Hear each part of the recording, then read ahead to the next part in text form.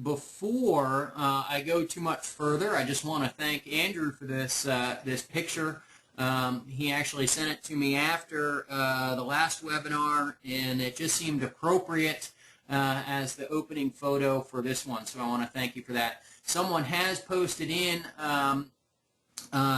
what these hives are coated with, and Andrew was nice enough to share his recipe. And correct me if I'm wrong, Andrew. We've got some Minwax Golden Pecan stain topped with the Minwax Hellsman urethane varnish, which is suitable for exterior purpose. And so they look absolutely magnificent. I want to thank Andrew for sharing this with us and allowing me to use this. All right, enough talking about that. Let's get started. Let's get up my screen active here. There we go. Here's tonight's outline for what I hope to accomplish. We need to talk a little bit about inspection. We need to talk about feeding, some spring cleaning. We need to talk a little bit about swarm management and some hive health.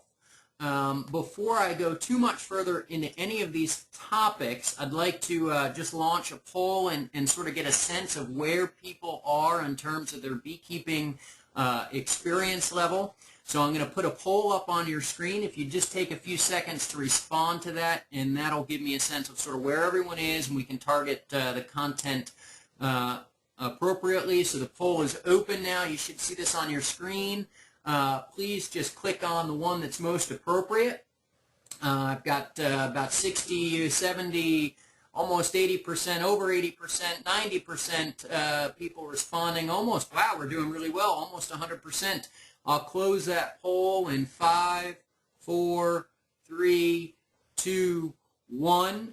All right, 98 of you submitted a response. Thank you very much. Let me share the results. We've got about 40% of you coming through your first winter. Some of you haven't gotten started just yet, and that's fine. 6% with 5+ years. So really, this talk is geared toward the 40% that are coming through the first winter, and hopefully everyone else will benefit as well. So let me hide those results and go back to my screen. You should be able to see my screen now. And let's continue on. Let's start off with inspection and feeding. And when I first talk about inspection, this is pretty early in the season. And I should mention right off the top that we've got some folks, I know at least from the last webinar, that really were scattered across the country. So we covered a wide geographic area. It's a little bit difficult to sort of say, all right, at this time of the year you should be doing this because, of course, if you're in Florida, you're going to be doing it earlier. If you're in Maine, you're going to be doing it a little bit later. So it's difficult for me to give you sort of times when you might want to be doing these. But sort of when I say the inspection, this can happen at any time during the year. You can just, if you get a warm day, anytime during the winter, I should say. If you get a warm day, you can crack the inner cover. You can knock on the outside of the hive and put your ear to it and make sure your hive's doing well. If it's a little bit warmer, when you look under that inner cover, or maybe even if you've got multiple brood chambers, you can split them apart and sort of get a sense of how many bees you've got in there. And I've got the weight check. This is something that everyone should be doing at all times through the year. And the reason being is it helps you refine your ability to assess the weight. And what I mean by weight check is, what I do is I go up to the back of the hive and I grab the bottom board and I literally try and lift it up. And I get a sense of how heavy that hive is. And the reason why you do it at all times during the year, of course, is when you're checking in June, everything should be pretty full of honey. And so you'll get a sense of what a good full hive feels like, how heavy it is. And then, of course, when you do it in January, you'll have a sense, whoa, that's pretty light. I may need to think about feeding. And that's the next thing. Feed, feed, feed. Bees are consuming resources. More colonies are lost in late winter, early spring than any other time of year. In most parts of the country, even up north, if you're in northern climates, bees, the queens, become active and begin laying in January, maybe in February if you're really up north. So they, at that point, are relying on the resources that they stored the previous year. If you had a good, strong colony, if you had erratic weather behavior, then they may have consumed some resources and they need resources. So feeding is absolutely imperative, and you can feed any number of things. Pollen substitutes or supplements are wonderful for this time of year. Also, corn syrup or mix your own sugar water is fantastic. And the reason why I'm harping so much on nutrition is I went to the national meeting, the American Beekeeping Federation meeting in Reno this past January, and for the first time since I've been going to these, and I've been to quite a few of them, they actually focused on nutrition. And what do you know? A lot of the hives out there are nutritionally deprived. Now, granted, that really is geared more towards a lot of commercial operations, but the same is true on a smaller scale as well. And real quickly, just some of the highlights to sort of illustrate how important it is to feed, that bees which were exposed to Nosema spores, Nosema cerana, which is one of the newer forms of Nosema, when they were fed a pollen patty, the spore count actually dropped. So there was something about being a good, healthy bee, surprise, a good, healthy bee that allowed them to deal with the spores that were present, that the researchers actually inoculated the colony with. Also, colonies with a high Varroa mite count that were fed were just as healthy as colonies with low mites but were not fed. And health was sort of determined by frames of brood, virus levels, and things like that. So Kim Flodham sort of summed it up best. He said one of the best insurances you can take out in beekeeping is buying a $2.50 pollen patty and feeding it to your bees. It may save the replacement cost of a $65 package, or if you're buying a nuke, they're up to $90, maybe even over $100. So having that pollen patty available can really help save the day. And real quick, here's a picture of a patty that was applied on one of my hives. This is a mega bee patty. You can see that they come, let me get my highlighter here, they come with paper on both sides, and you can sort of make out a little hole in that paper right here, and there's another hole right here. That's supposed to allow the bees sort of access to the patty, but obviously you can see they're just sort of coming in here between the layers of that paper and accessing it that way. So feeding is certainly a wonderful thing that you can do. Let's talk a little bit about spring cleaning. This is the top of my hive. Now, you may be seeing all this burr comb and wondering why that was there. If you look here, this is actually paper that is left over. All this is paper that's left over from the pollen patty that was on this colony. And so what I've done, normally when I put a pollen patty on, is I actually invert, in other words, put my inner cover on upside down. And that creates enough space for that patty that the inner cover still sits flat on the edges of the hive body, but it also, of course, violates bee space, and so in this case they started to build all of this burr comb. But this is something that actually does not necessarily just need to happen in spring, but you should be cleaning up all of this burr comb almost every time you go into a hive. I carry around either a cardboard box, a tin, or a bucket where all of this gets scraped up and thrown into that bucket and then put into my solar melter and melted down. So it's much easier to work a hive when all your equipment is clean than it is when it's all gummed up with wax and propolis. And the best way to do that is through a little bit of maintenance, through a little bit of cleaning each time you work that hive.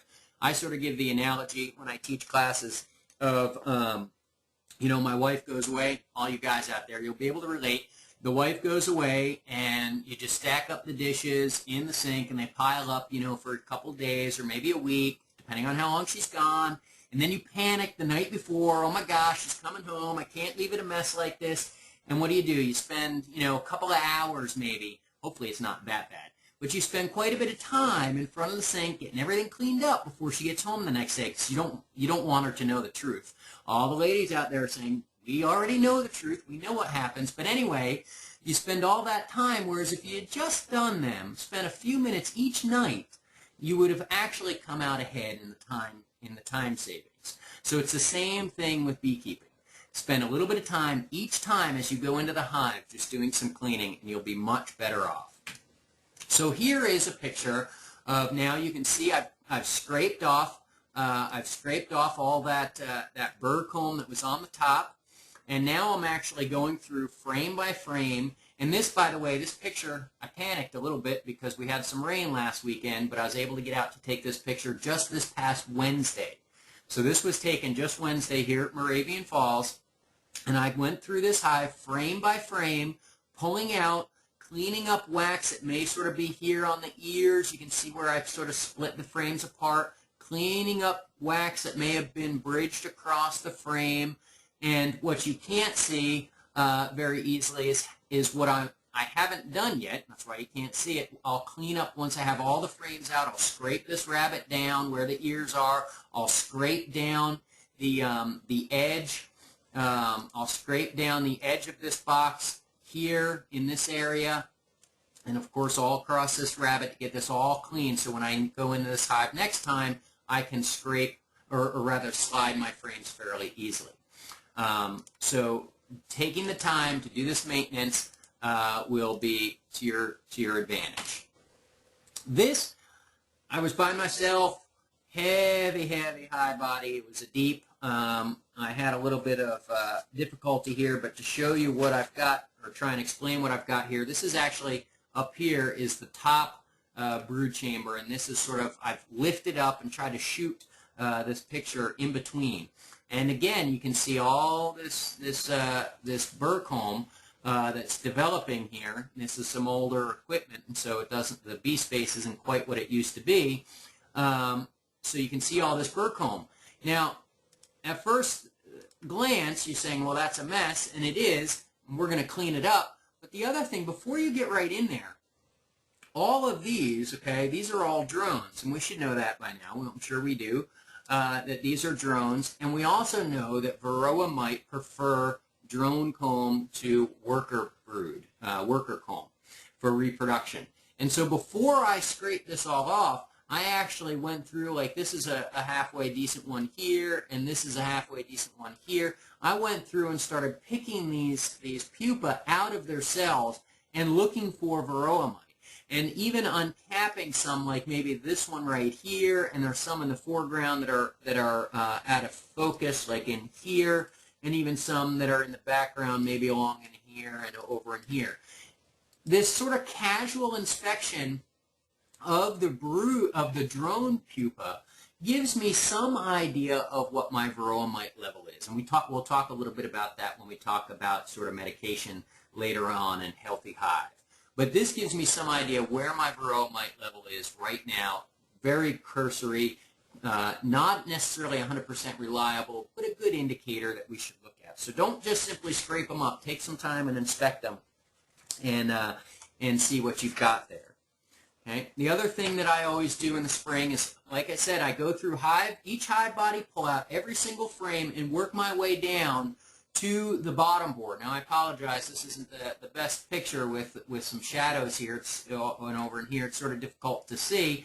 But what I do is I go right down to the bottom board. I want to clear out all of these bees, make it easier for the hive so they don't have to deal with it. It also helps with some ventilation.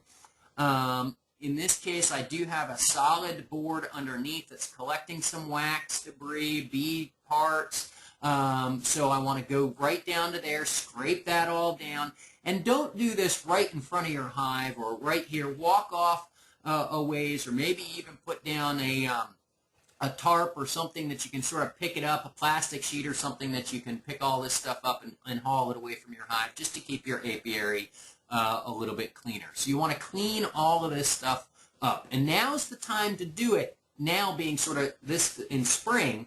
Again, the exact timing will vary depending on where you are in the country, but in early spring is the time to do it because the colony is relatively small, so you don't have a lot of bees to deal with. It's easy to clean. It's easy to inspect the various pieces of equipment, decide whether you want to replace them or not. So it's a very convenient time to deal with all of these things. One of the most important things I think you can do is hive rotation. So this is that brood chamber that had the pollen patty on the top, and you can see there's quite a few bees up here between the frames. This was actually a fairly good hive. I was quite pleased with it when I got into it. But if we then, this was a two brood chamber hive, 2 deep boxes. If I bring up the bottom box, this is sort of what the bottom looked like. There's some bees over here, not a whole lot of traffic coming in between, not a whole lot of bees in here. Bees naturally like to move up during the course of winter. So all my bees are clustered up here in the top, and this is where all the brood rearing is being done right now, not so much down here. So what I want to do right now is move this one to the bottom and then put this one on the top. And that way, now they've got all this empty space above them, and they can move up into that equipment. This will help reduce your swarming tendency. It's one of the best and easiest things you can do to reduce your swarming tendency. It will not prevent swarming, but it certainly will help. So make sure you rotate your hive bodies. Whether you've got deeps or mediums, it doesn't matter. You should find most of your bees in the upper stories. You want to move those down to the bottom of the hive, so they've got that space. So they've got that space above them. As you're going through, you want to sort of assess the strength of your colonies. So here I've got a frame. This isn't bad at all. This actually was from that top box that I just showed you in the previous slide. Pretty good brood pattern coming all the way over. Solid brood pattern pretty much all the way across. There's some empty cells here. That's all right. That's where the queen would have laid first. So those have probably already emerged. If I went back there today or later on this weekend, that hole probably will be out, something like this perhaps, that much bigger because more bees will have emerged. Typical sort of rainbow appearance. We've got some pollen up in here and, of course, honey up in the corners with the brood in the center. That's the typical sort of anatomy of a frame. That's good. That's what we like to see. This one down here, not so good. I've got some sort of old-looking honey over here, some old honey over here, and a very small brood pattern here. Not a very big brood pattern at all. And so this is one of the advantages of having multiple colonies, because what I can do is take some frames from this good strong colony and add them to this weaker colony to try and boost the numbers from in this colony and even them out that way. But also, at this time, I may want to consider starting to think about culling this frame. I've got all this, some strange cells here. Looks like they haven't drawn it out. I've got some fairly old, dark-looking honey, which isn't necessarily bad, but I've got some drone comb that's starting to be formed down in here. And so this is one that probably next year I will yank out of my operation, and I'll talk about frame culling and how I go about doing that a little bit later on in the talk here. The one thing, too, that I'll point out to you, and maybe some of you have already noticed that bottom frame about, maybe right about here, we've got the queen there. So I do know it's queen right. Unfortunately, I was unprepared. I didn't have my marking pen. I like to have all my queens marked. If I did, I could have grabbed her and put a little dot right on her back there. But I was a little under the gun trying to get some photos for the talk. Let's talk a little bit about frame culling. It is advisable to have a complete turnover in your brood comb primarily about every 3 to 5 years. I think it should be about every 3 years. There are a lot of people that disagree and say 5 years, so that's why I put the range on there, and so you also know where I'm coming from. The reason why we want to cull our frames is that there could be pesticide accumulation. We know through a lot of work that Marianne Fraser's done at Penn State University that beeswax is much like our liver. It acts as a purifier in the colony, and it does, in fact, remove a lot of pesticides from the colony. Whether we ourselves as beekeepers have put those pesticides in the hive or not, there are agricultural pesticides that are making their way into the colony, and that will accumulate over time. And so it's a good idea every 3 to 5 years to sort of have that purging. There's also disease buildup that can occur in that wax. In particular, things like nosema and also American foul brood. Also virus levels. We know that virus can reside either on or in the wax. And also, as I just mentioned in that previous slide, a little excessive amounts of drone comb that the bees may be building. So how do you go about culling your frames? And then when I say every 3 to 5 years, that doesn't mean necessarily that on year 3, if you're on a 3-year rotation, that you basically throw out all your frames and start fresh. What I try and do is rotate out about 1/3 of my frames every year. Now, if you just got started last year, which according to the poll, about 40% of you did, it doesn't mean you've got to cull 1/3 of your frames this year. Those are still good frames. You want to start thinking about this in a few years. Maybe next year, if some are a little ratty, you can start thinking about those. But for you, I would probably start culling on year 3, and by the time you hit year 5 and 6, you will have a complete turnover in your comb. So how do you go about doing that?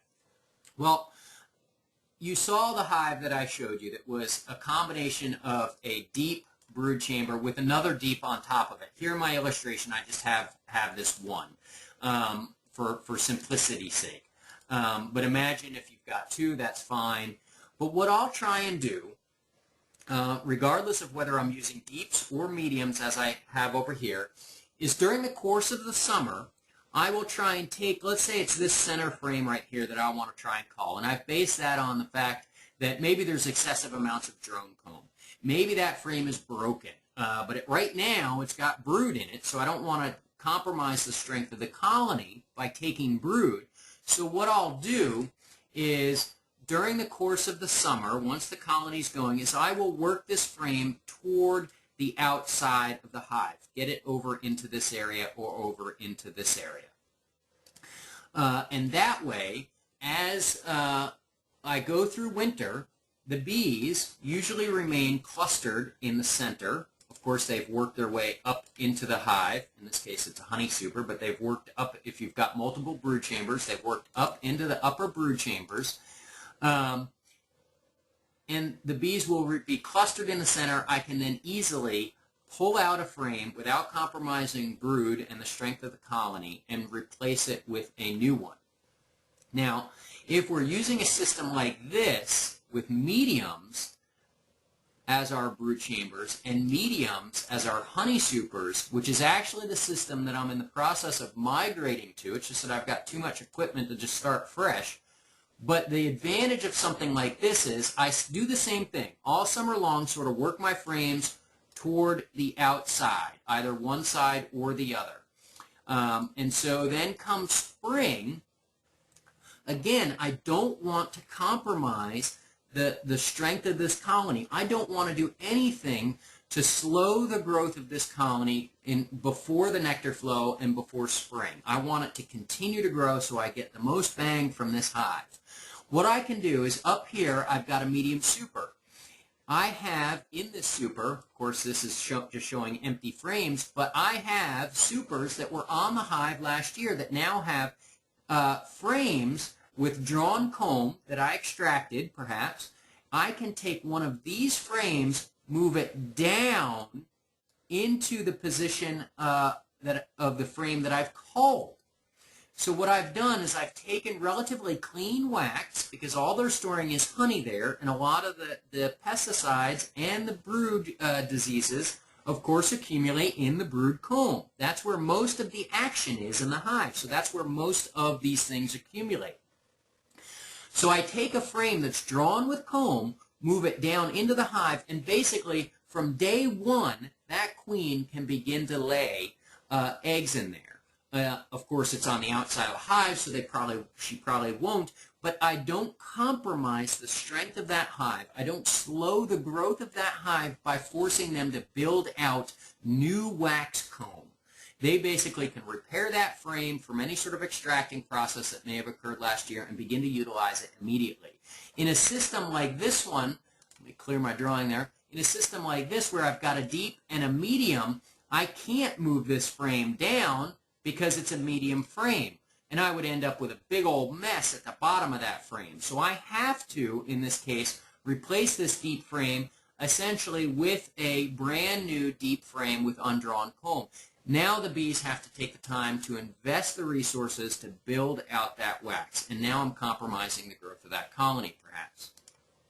Now, of course, some of you may be out there thinking, well, okay, at some point he's got to get new frames into the operation. You're absolutely right.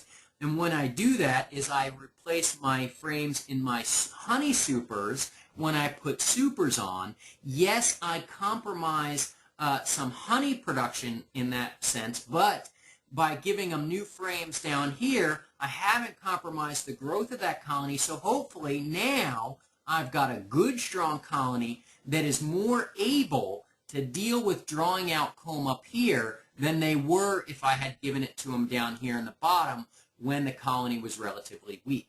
So it's a very, very nice way of culling comb and replacing that comb with drawn comb that's relatively clean and accessible to that hive so that they can continue working and not slow down and miss a beat.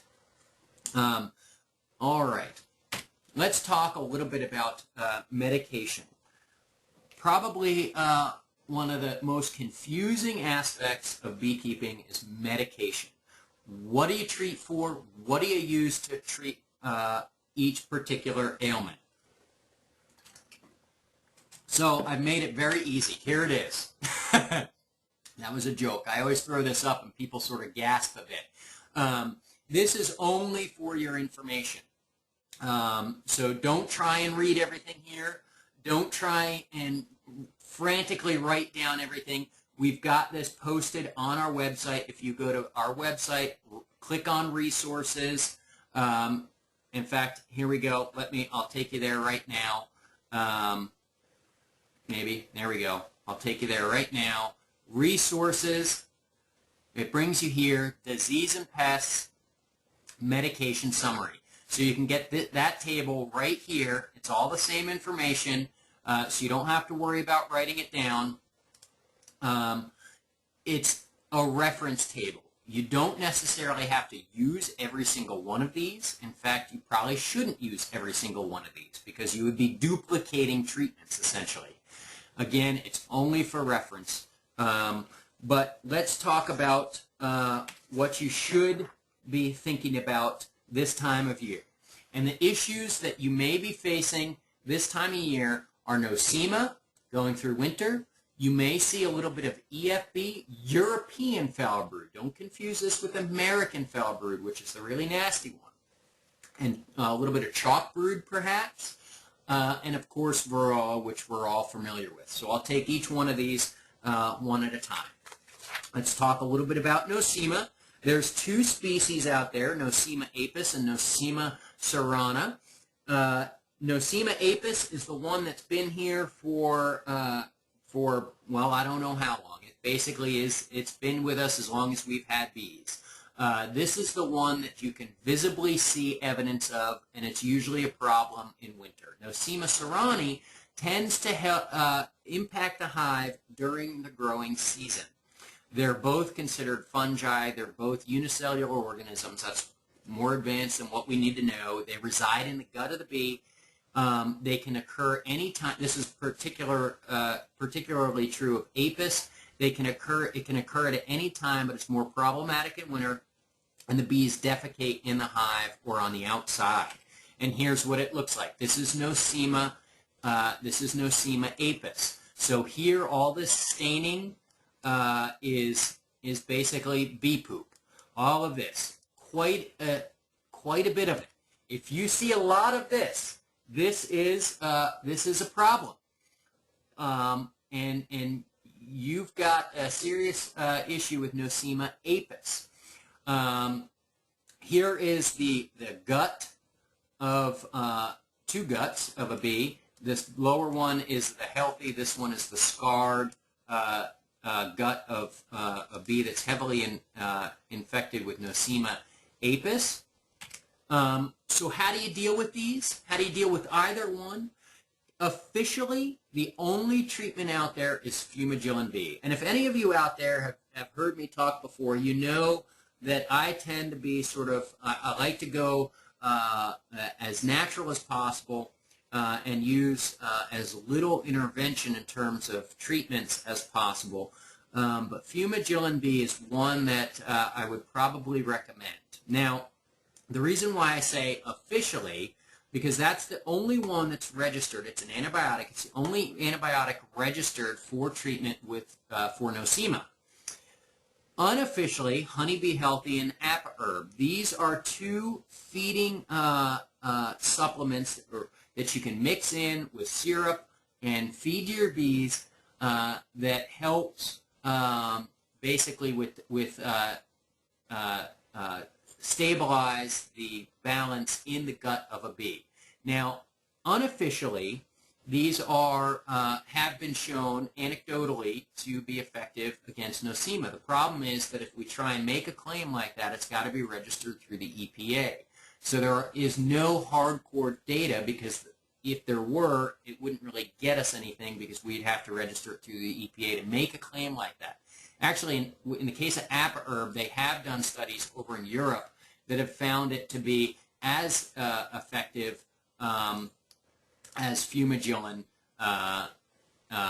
in those same trials. Honeybee Healthy, frankly, admittedly, when this first came out, I thought it was something that was just really for the benefit of the beekeeper to make them feel better about how they're treating their bees. Boy, I was wrong about that. There's a lot of good anecdotal evidence out there. In fact, one of the largest beekeepers in the well, he is the largest beekeeper in the nation, said to us that Honeybee Healthy saved his bees.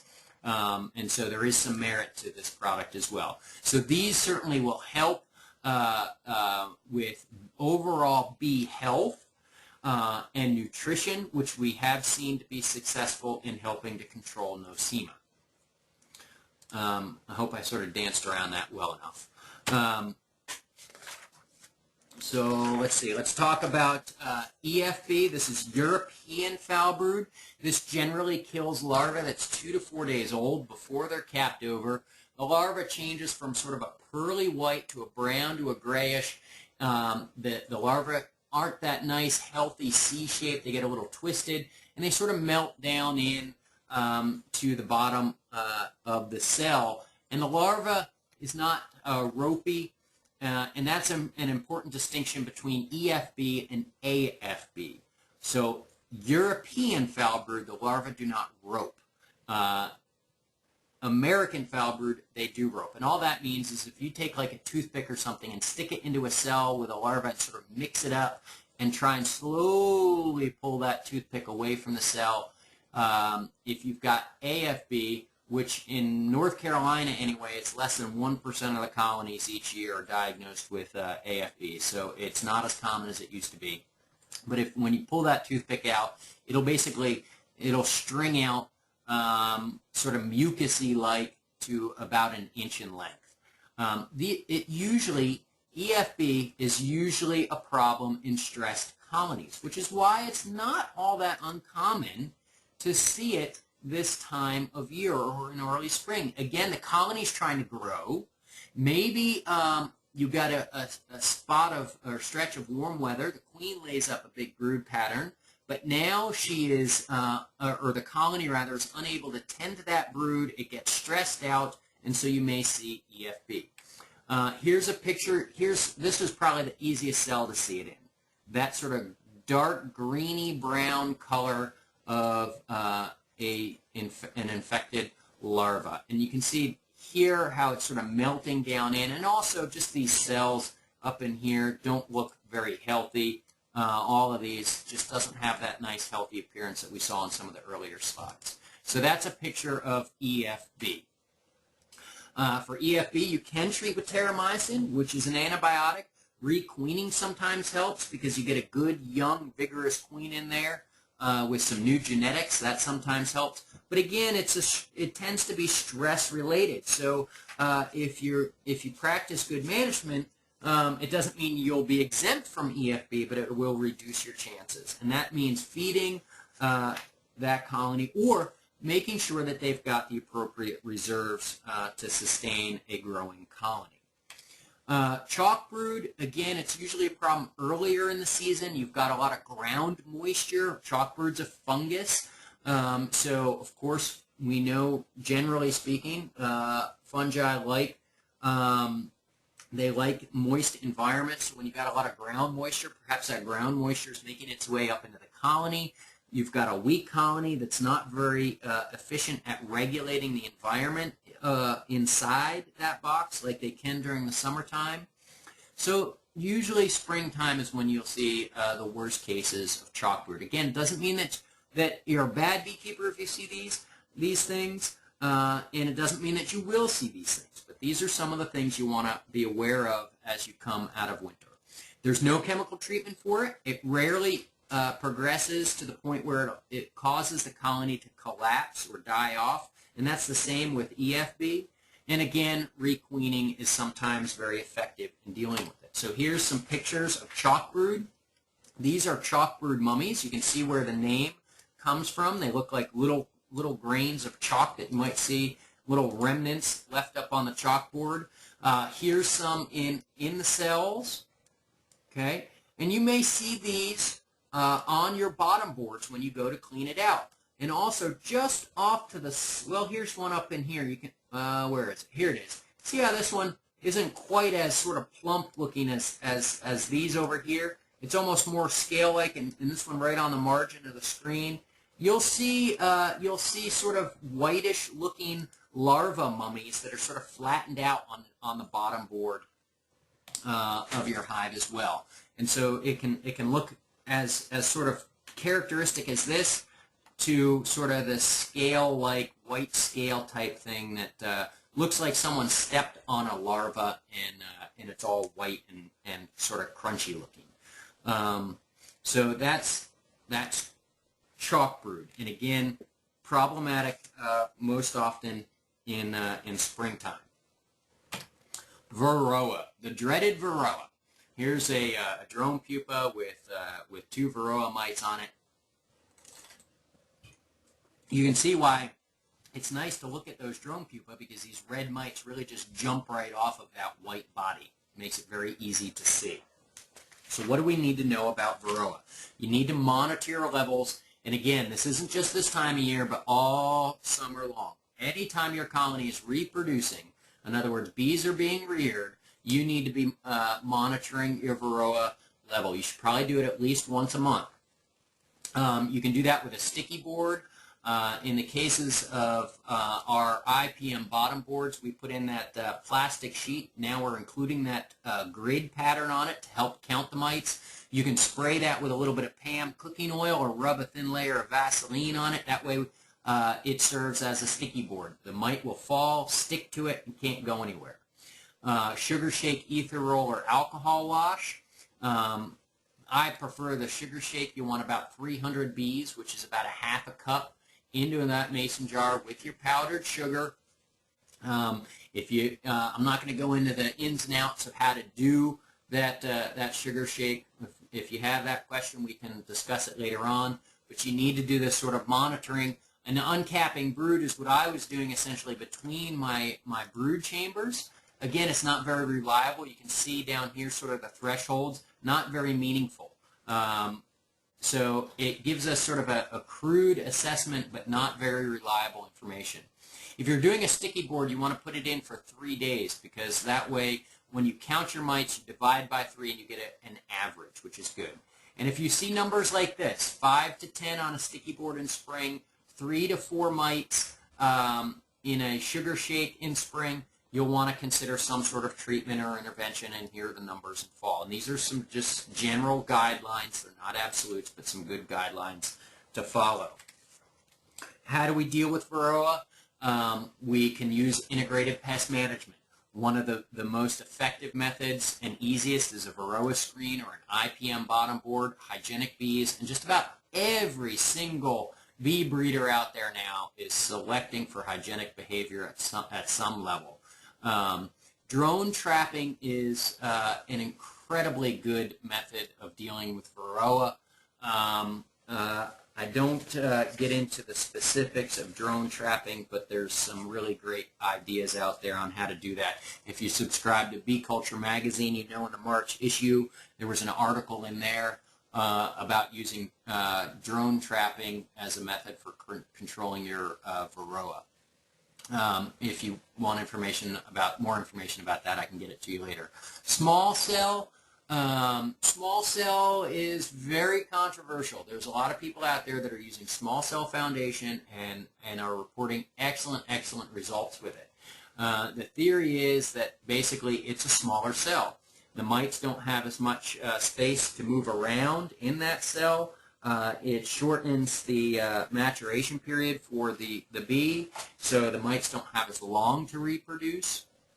I can tell you that the scientific data does not support those claims, but there's a lot of people out there that are having excellent success with it, and so I say if it's working, keep on doing it, because whatever you're doing is working, and it's working and keeping your hives alive, so keep doing it. So those are some integrated pest management techniques. Now we get into some sort of treatment, and treatment can really take a lot of different approaches, or different. It can be done differently. Soft chemicals. It's the methods. Soft chemicals are the methods that I prefer. Apelifar, Mite 2 are both naturally occurring. Well, Apelifar uses essential oils, camphor oil, menthol, eucalyptol, of course thymol, which is the primary oil. So it uses essential oils. Mite 2 is a formic acid, an organic acid treatment. And formic acid naturally occurs in honey already, so you're not putting anything in there that's not there already. Sucroside, wonderful treatment, incredibly labor intensive, also not very effective, but certainly has its place. It's the only thing approved right now to use during a honey flow. But then there's some things that are as simple as powdered sugar. We talked about a sugar shake to assess our mite levels. Well, essentially the sugar shake works because it plugs the feet of the mite drops off the bee, and now is dislodged. So if we have a hive that's sitting on an IPM bottom board, a screened bottom board, and we but if we put powdered sugar in a hive and the bees get coated with it, the mites will dislodge, fall down through the Varroa screen, and now be removed from the colony. And that's what this little contraption over here is. It looks a lot like, well, I'm not sure what it looks like, but this is sort of like a fireplace bellows, right? 2 handles, you sort of pump them back and forth.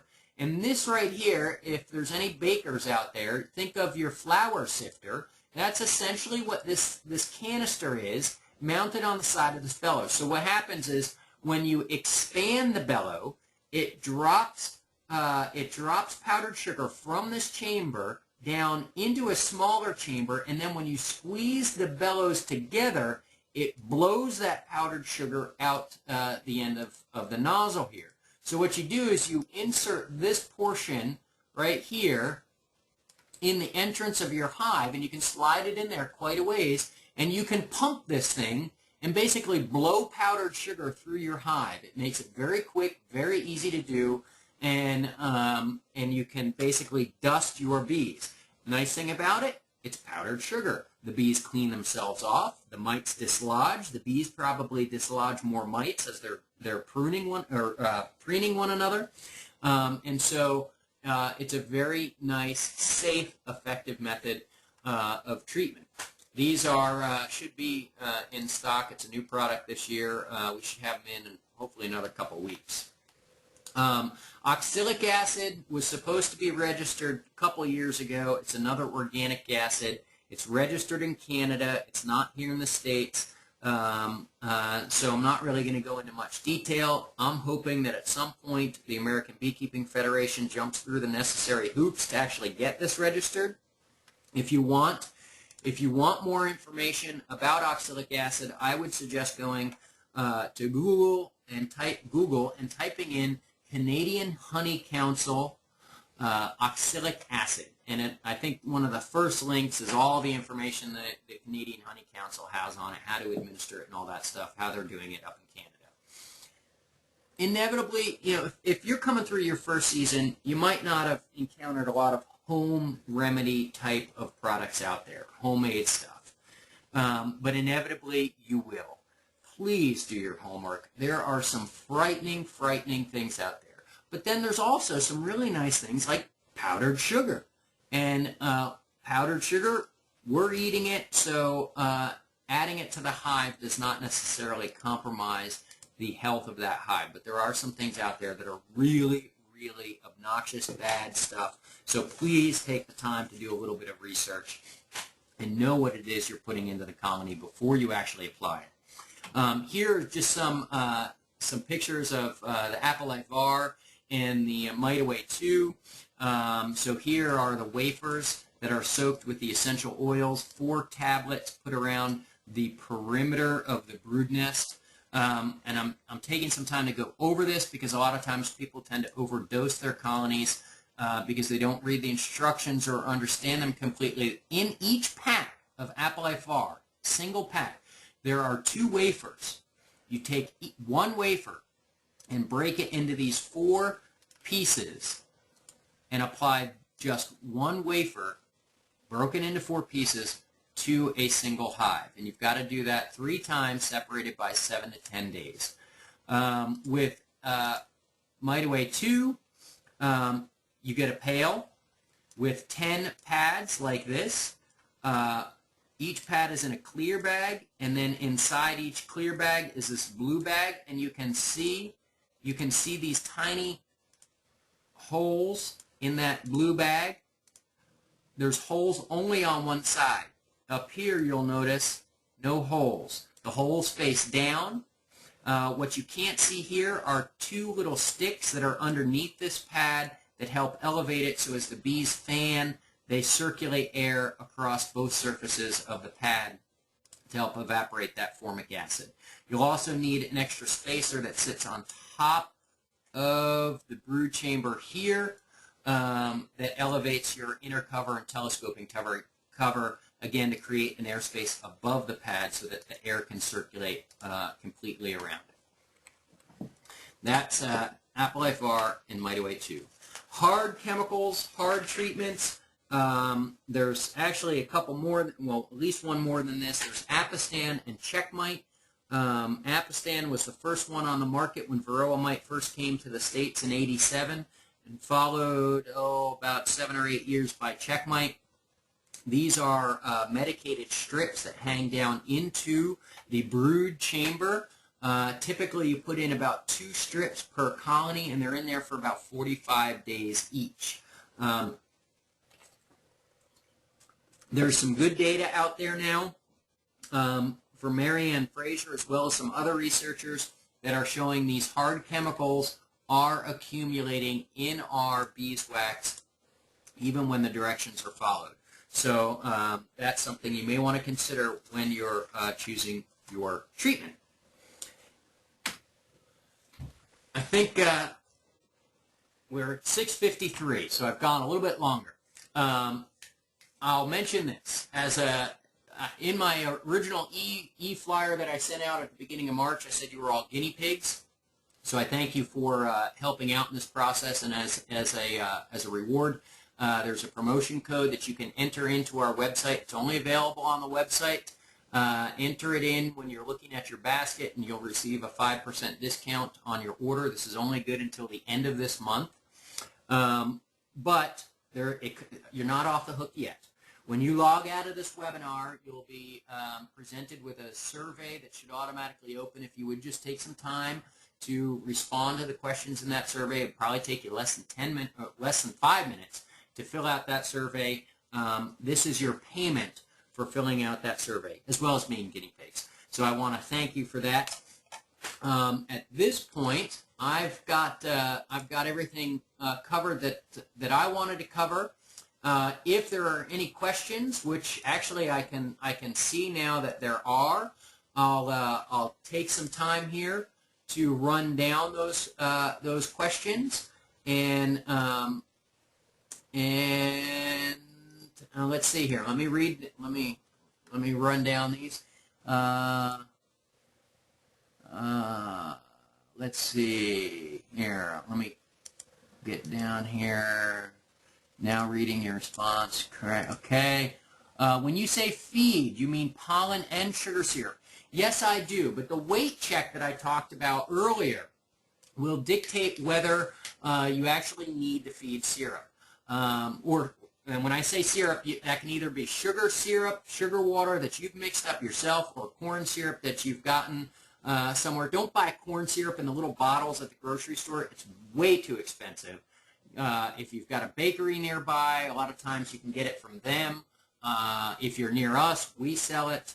You may be able to find a local source if you're not near us, or you can mix up your own. In springtime, you want to mix up a 1-to-1 ratio of sugar to water, and it's by weight, volume, it doesn't matter. 5 pounds of sugar, 5 pounds of water would be a 1-to-1 ratio. A gallon of water weighs about 8 pounds, so you're looking at 2/3 of a gallon to a 5-pound bag of sugar to get a 1-to-1 ratio. If it's not exact, don't worry, the bees aren't that fussy.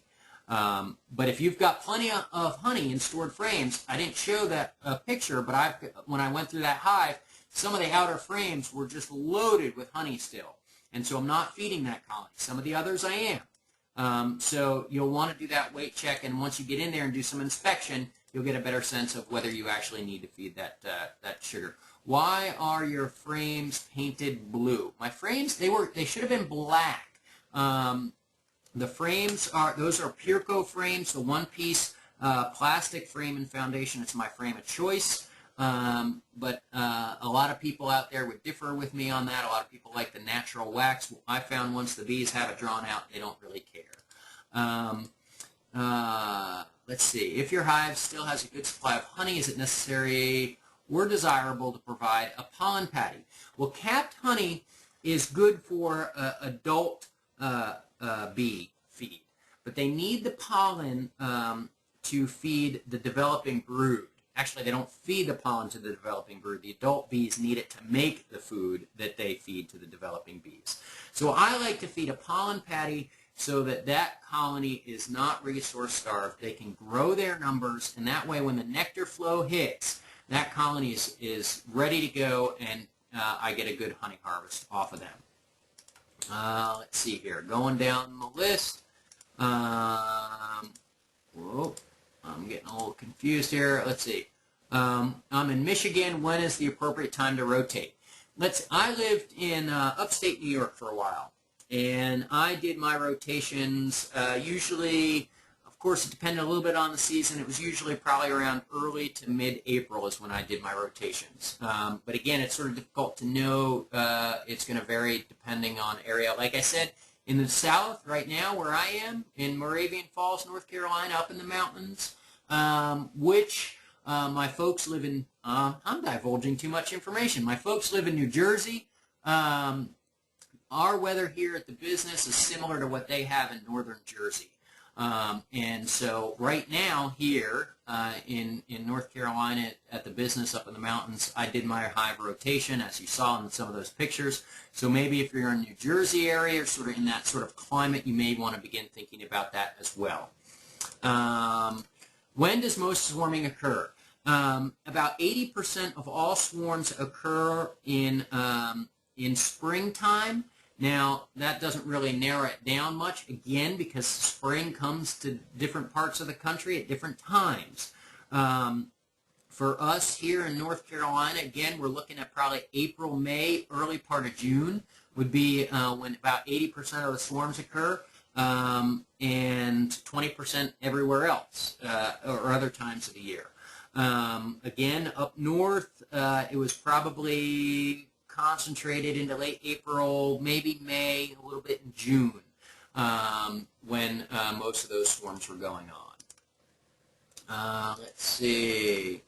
Do the bees only take up one box? I tend to run 2 deep brood chambers, or as I switch to the medium boxes, I'm running 3 mediums.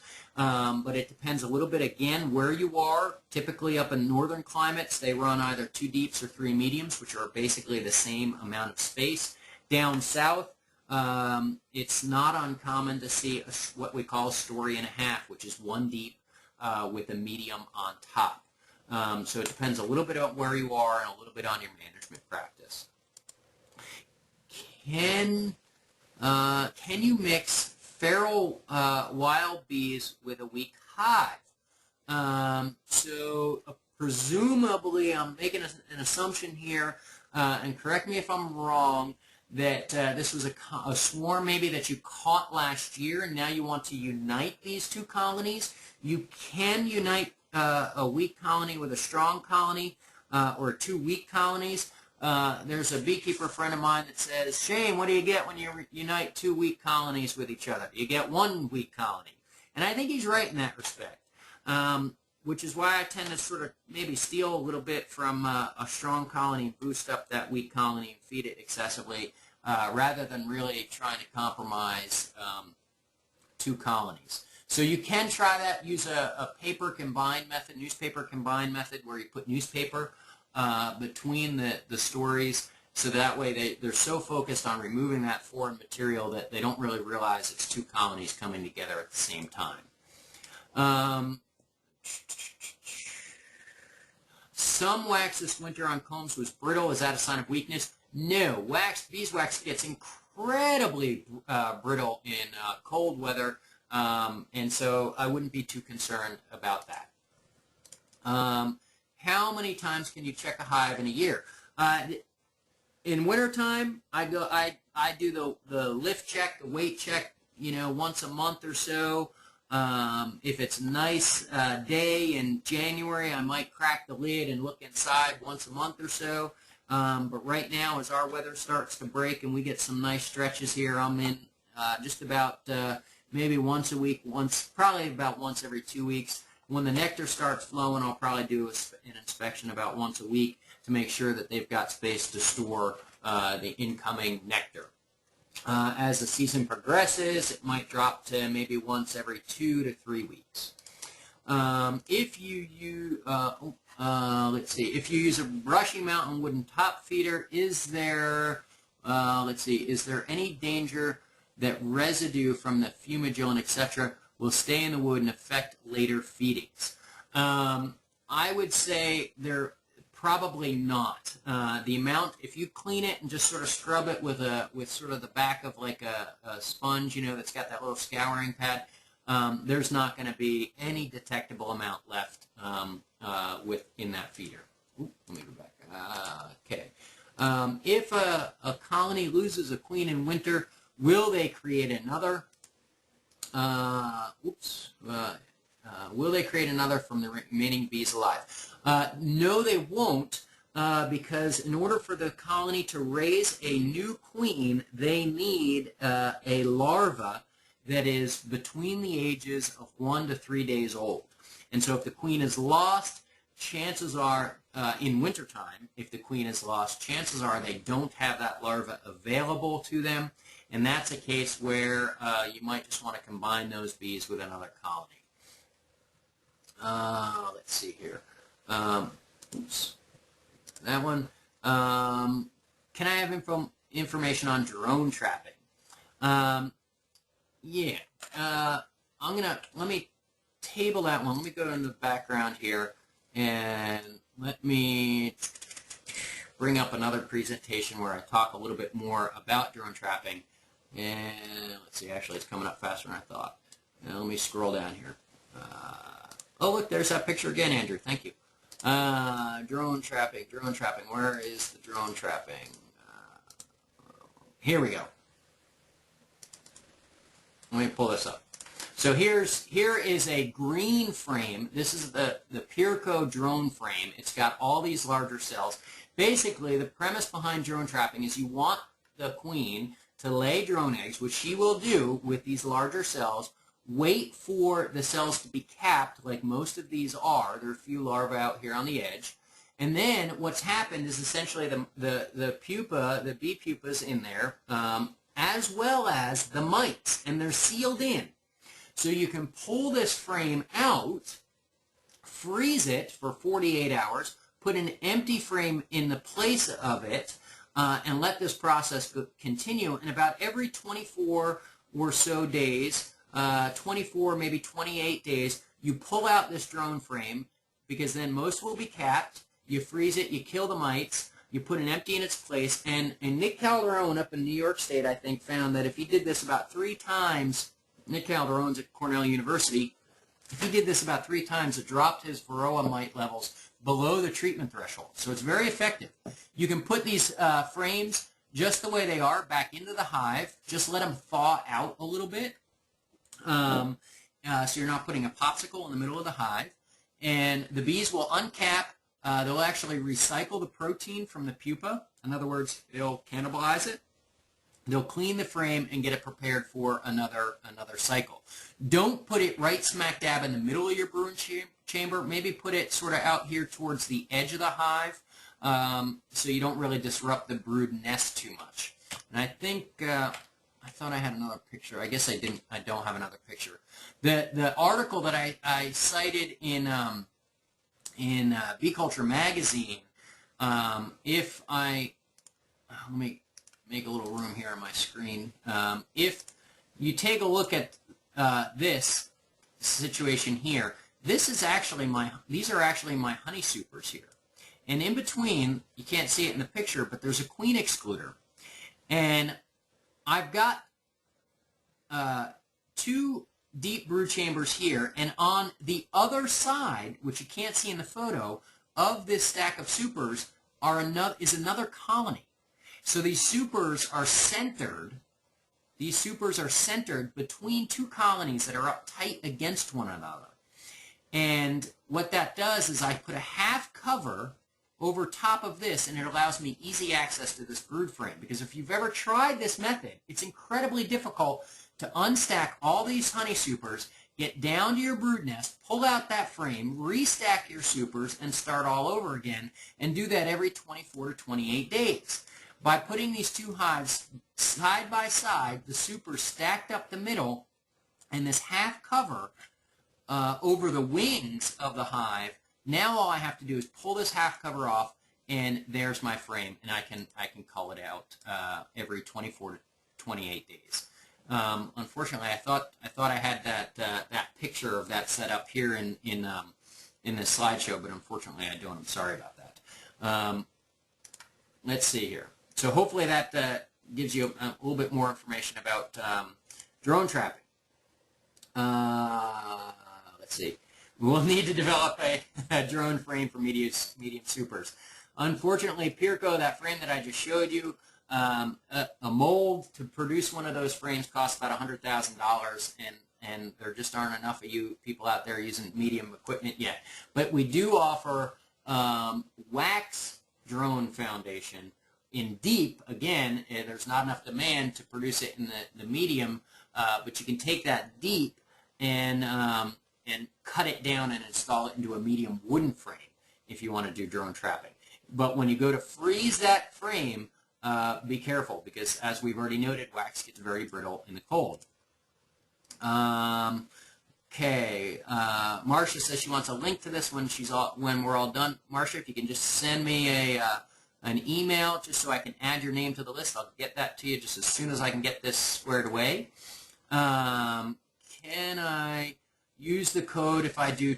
So can you use the promotion code if you do 2 or 3 orders? You can use that promotion code right up. Let me get out of here and I'll go back. Let me find that one. Go back to this one and we'll pull up this so that y'all can write it down. You can use this promotion code on as many orders as you want up until midnight, March 31st of this year. Can you reuse frames by replacing comb with new foundation? Absolutely you can. As you saw, I use mostly those Pureco frames. I don't discard those frames when I cull them. I scrape the wax down. I put a new layer of wax on, just melting some of the beeswax that I collect for my cappings, and a foam roller, and recycle them that way, reuse them that way. If you're using wooden frames, you can install new foundation. Just scrape off as much wax as possible.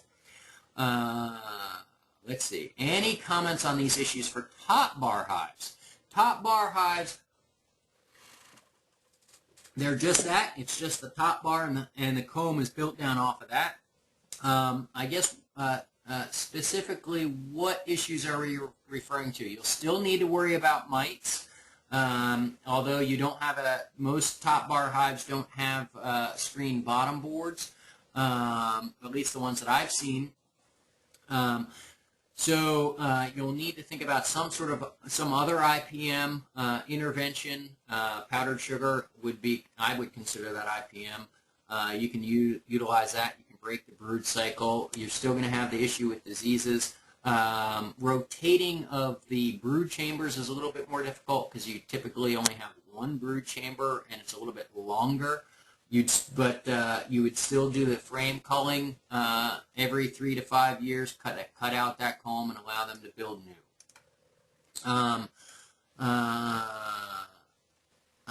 Can I use confectioner's sugar for powdered sugar? Confectioner's sugar has cornstarch added in a small measure. This is a good question and often debated. And now, frankly, from my perspective, this is just my opinion, the amount of cornstarch, which in large doses is not good for bees, but the amount of cornstarch that's in confectioner's sugar is so slight, it basically helps prevent caking of that sugar. It's so slight that it's sort of inconsequential. The damage that Varroa mite can do is much more than what little bit of cornstarch is in the confectioner's sugar. But there may be a lot of people, I'm sure there are a lot of people out there that would disagree with me on that one. Swarm prevention. Leslie asked, swarm prevention. So I talked about rotating the brood chambers. That's a good one. Keeping ahead of the bees, adding honey supers before they get honey bound is a good one. Honey bound basically means they're bringing in so much nectar that they are running out of space to raise brood because nectar is being stored in the frames. So you want to add honey supers before that happens. You can also split a hive. That hive with that frame that I showed you with a lot of bees on it, that colony had several frames that looked like that, and I am going to steal some of those frames to try and round out some of my other hives. So doing that, sort of splitting it apart like that, will help reduce the swarming tendency. Also, one of the best ways to reduce swarming tendency is to install new frames with new foundation. So I talked about sort of recycling frames from my honey supers so that I don't set the colony back, but maybe I actually do want to sort of set the colony back a little bit. Because it is so strong, I want to give them that extra space and that need to build new comb. So pulling out frames of drawn comb and replacing them with new frames and foundations so that creates space and also they have to draw new comb is a very effective way of reducing swarming tendency. Then you also have those frames, if they're still in good shape, that you can use if by chance your hive or your neighbor's hive swarms, you can catch that swarm and put them right onto foundation or right onto drawn comb and get that swarm up and running. So hopefully that helps out a little bit. How do you prevent swarming? You cannot prevent swarming. You can only reduce the swarming tendency. There are some people out there that may say you can prevent swarming, but it is a genetically programmed thing that the bees do to propagate the species. Yes, the queen is raising individual bees, but the colony really is a single organism, and the only way it can propagate itself is by dividing and swarming. So you can reduce the swarming tendency. I would argue that you can never completely prevent it. Fondant for the north. Fondant basically, I guess for lack of a better description, is sort of like icing, sort of a hard icing. Not candy hard. It's soft. It's pliable, but it's a solid. It's an excellent emergency food for the bees. Bees would much prefer a liquid food source, either sugar water or corn syrup, but should those granulate, or should you be giving fondant, that is an excellent food source as well. So fondant's not a bad thing at all. Can you use corn syrup with vanilla flavor? I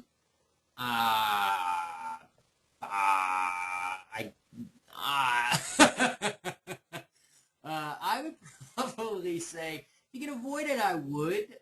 Maybe if it's natural vanilla from the vanilla bean, but if it's sort of some sort of extract, I would be concerned that that may agitate the digestive system of the bee.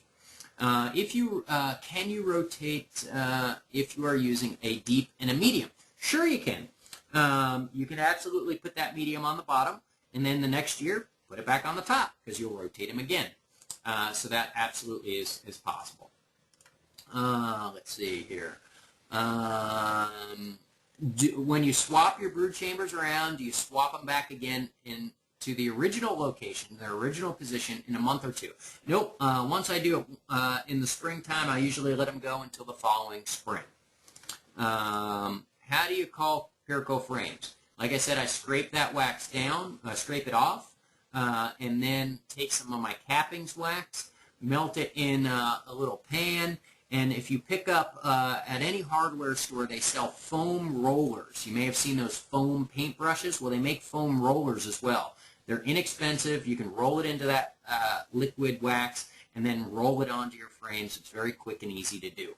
And actually, it's not a bad thing to do if you're purchasing new Pirico frames, to give them a little bit extra wax for the bees to get started with. What do we do with frames of honey that are left over from winter? You can leave them on, but of course if you're medicating with fumagillin or any of those other miticides that I mentioned, you will need, and you want to harvest that honey, you'll need to get it off. And if you're going to take it off, what I would suggest is take it, freeze it, and that way if there happens to be any wax moth, eggs, larvae, or adults on those frames, you'll kill them.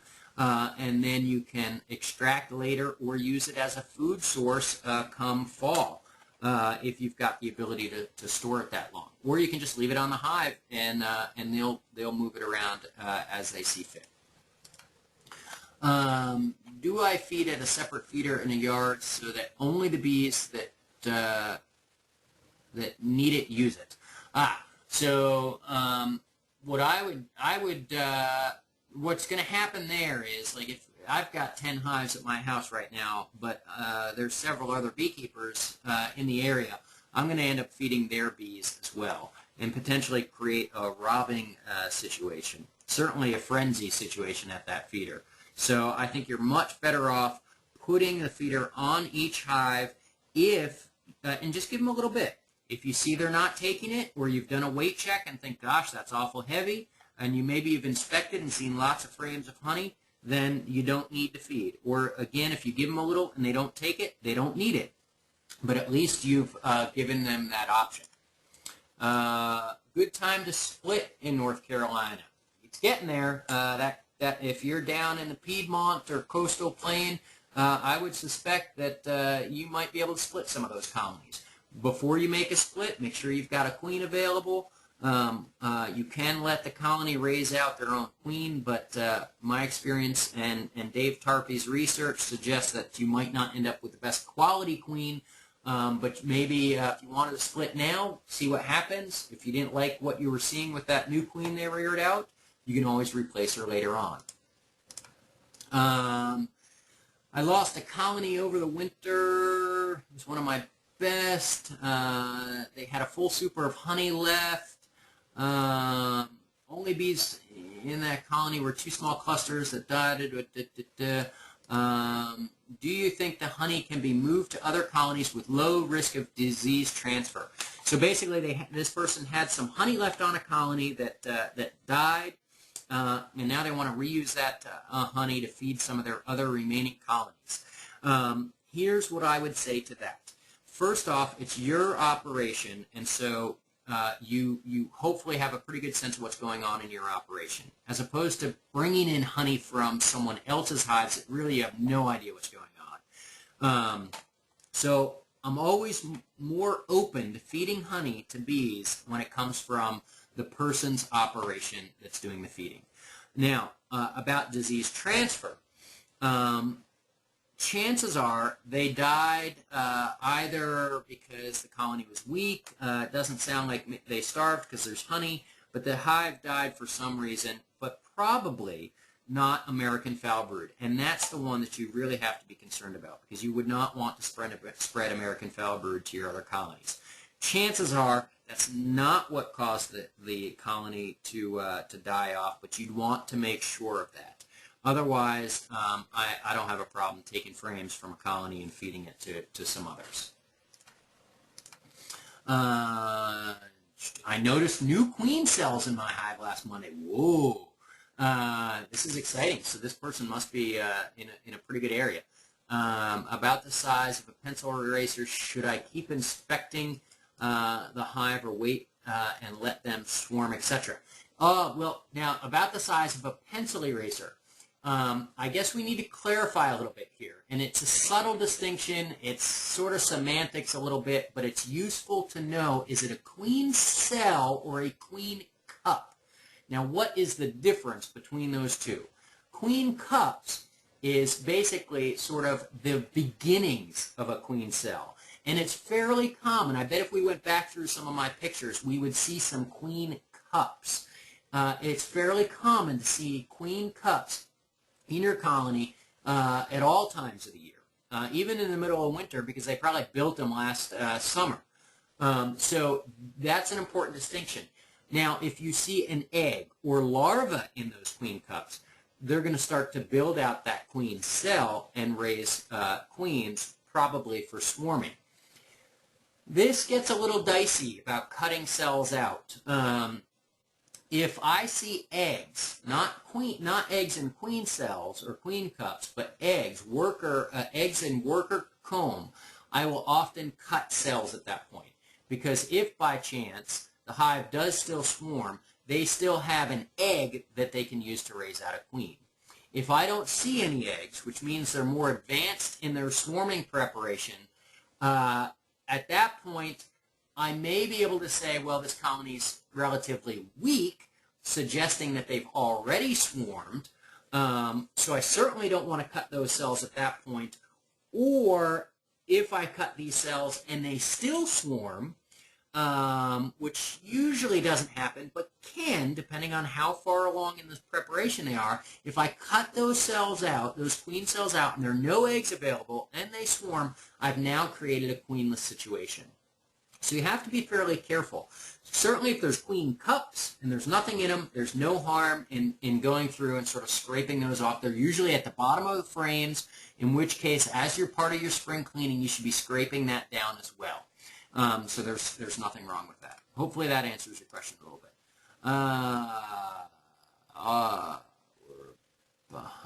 Let's see. I've got a person that wants to get a presentation of that on CD or DVD. I'm actually recording this session. I'm not sure how that's going to turn out, and I may be able to make that available to you. If you can check back with me in a couple of days, I'll know just how big this file size is, and also the quality of the recording to see whether I can burn it to a disk or not.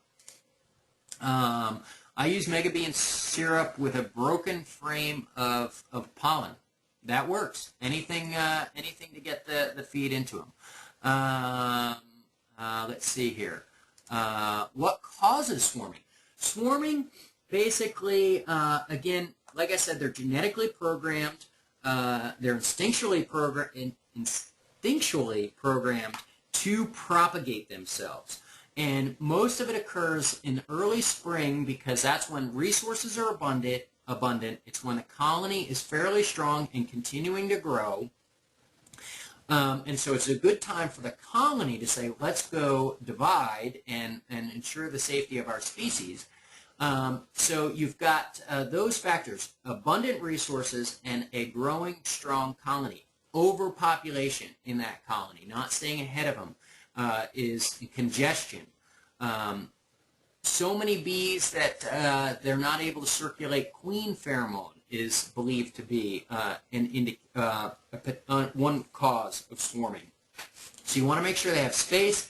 You want to make sure that they've got room to expand, to store nectar, and they've got plenty of ventilation going on in that hive. And again, if they're strong, you can split them. You can pull out frames. You can give them new frames to build to try and alleviate some of that swarming tendency. Again, me personally, I don't think you can stop it 100%. You can only reduce the swarming tendency. Let's see. What is the yellowish material that accumulates on board under the hive? Well, is it sort of, oh, I recognize some pollen, but what's the rest of it? Well, you sort of put a monkey wrench in that. I was going to say pollen. But obviously there's more. It could be wax particles. It could be pieces of propolis that as the bees are cleaning the hive. I mean, some of those bottom boards that I scraped off yesterday or the day before when I was taking those pictures, I probably had maybe 1/8 to 1/4 of an inch of wax that had settled on that solid bottom board underneath my screen or on the ground underneath. So there's all sorts of cleaning that's going on. If, earlier in the season, they tried to raise some brood, and then a couple weeks ago, we had a snowstorm, which I believe is when Andrew took that picture that I opened with. And so inevitably there was brood in that hive, in the hives at that time. Maybe some of that brood died off, so they had to uncap the pupa. So you may be seeing cappings down there from worker brood and things like that. There's just all sorts of stuff that can fall down in there. They found encrusted mice encrusted with propolis in hives. So there's all sorts of stuff going on in there. When should I normally stop feeding? That's a great question. So I feed until they tell me they don't want any more. And they tell me by simply me putting a feeder on and them not touching it. And that's about the time we start getting phone calls with people saying, I'm feeding my bees and they're starving because they're not eating the feed that I'm giving them. If there's a flow going on, they're not going to touch what you're giving them. They're going to go after the natural nectar sources. So that's why I usually sort of just put a little bit of syrup or pollen on the hive, pollen patty on the hive. If they consume it rapidly, give them a little more next time. If they don't, then don't give them quite as much. It makes cleaning a little easier because you don't want a feeder full of granulated syrup. So just give them a little bit. If they take it quickly, give them a little more next time. If you see the consumption slowing, don't give them quite as much. Certainly, once you start adding honey supers, you want to remove any sort of corn syrup or sugar water because otherwise they'll just simply store that in your honey super, and at the end of the year, you will harvest corn syrup or sugar water, and you don't want to do that. How often with powdered sugar for mites? As often as you want. I know people that every time they work their hive, they dump maybe a cup of powdered sugar on their top bars and sweep it down between the frames. So that would be once a week, once every 2 weeks. Some people do it once a month. It all depends on whether you want to use the powdered sugar to help keep the population low or if you want to actually use it as your sole treatment and basically keep the mites. Well, let me rephrase. It depends on whether you want to just keep the population low enough to get you to when you actually apply whatever it is you're going to use as your official treatment, or if you want to use the powdered sugar as your treatment. If you want to use it as your treatment, you'd probably apply it more frequently. If you want to just sort of use it as a sort of a temporary measure to get your hive to the point when you can actually apply maybe Hive or the Mite 2, then you don't have to do it quite as frequently. How's that for vague and ambiguous, Don? Sorry about that, but hopefully that answers your question. What can I do to invite bees to work new foundation in a super? This is a good question. Someone said spray sugar water on the foundation. Absolutely. Here's the thing, and I'm glad you asked this. If you put a honey super on a hive, and it's the first honey super that you put on that hive, and it's got brand new frames and foundation in it, do not use a queen excluder. A queen excluder will be a sufficient barrier to prohibit or prevent those bees or deter those bees from going up into that super. So if it's brand new equipment, let the bees have free passage up into it.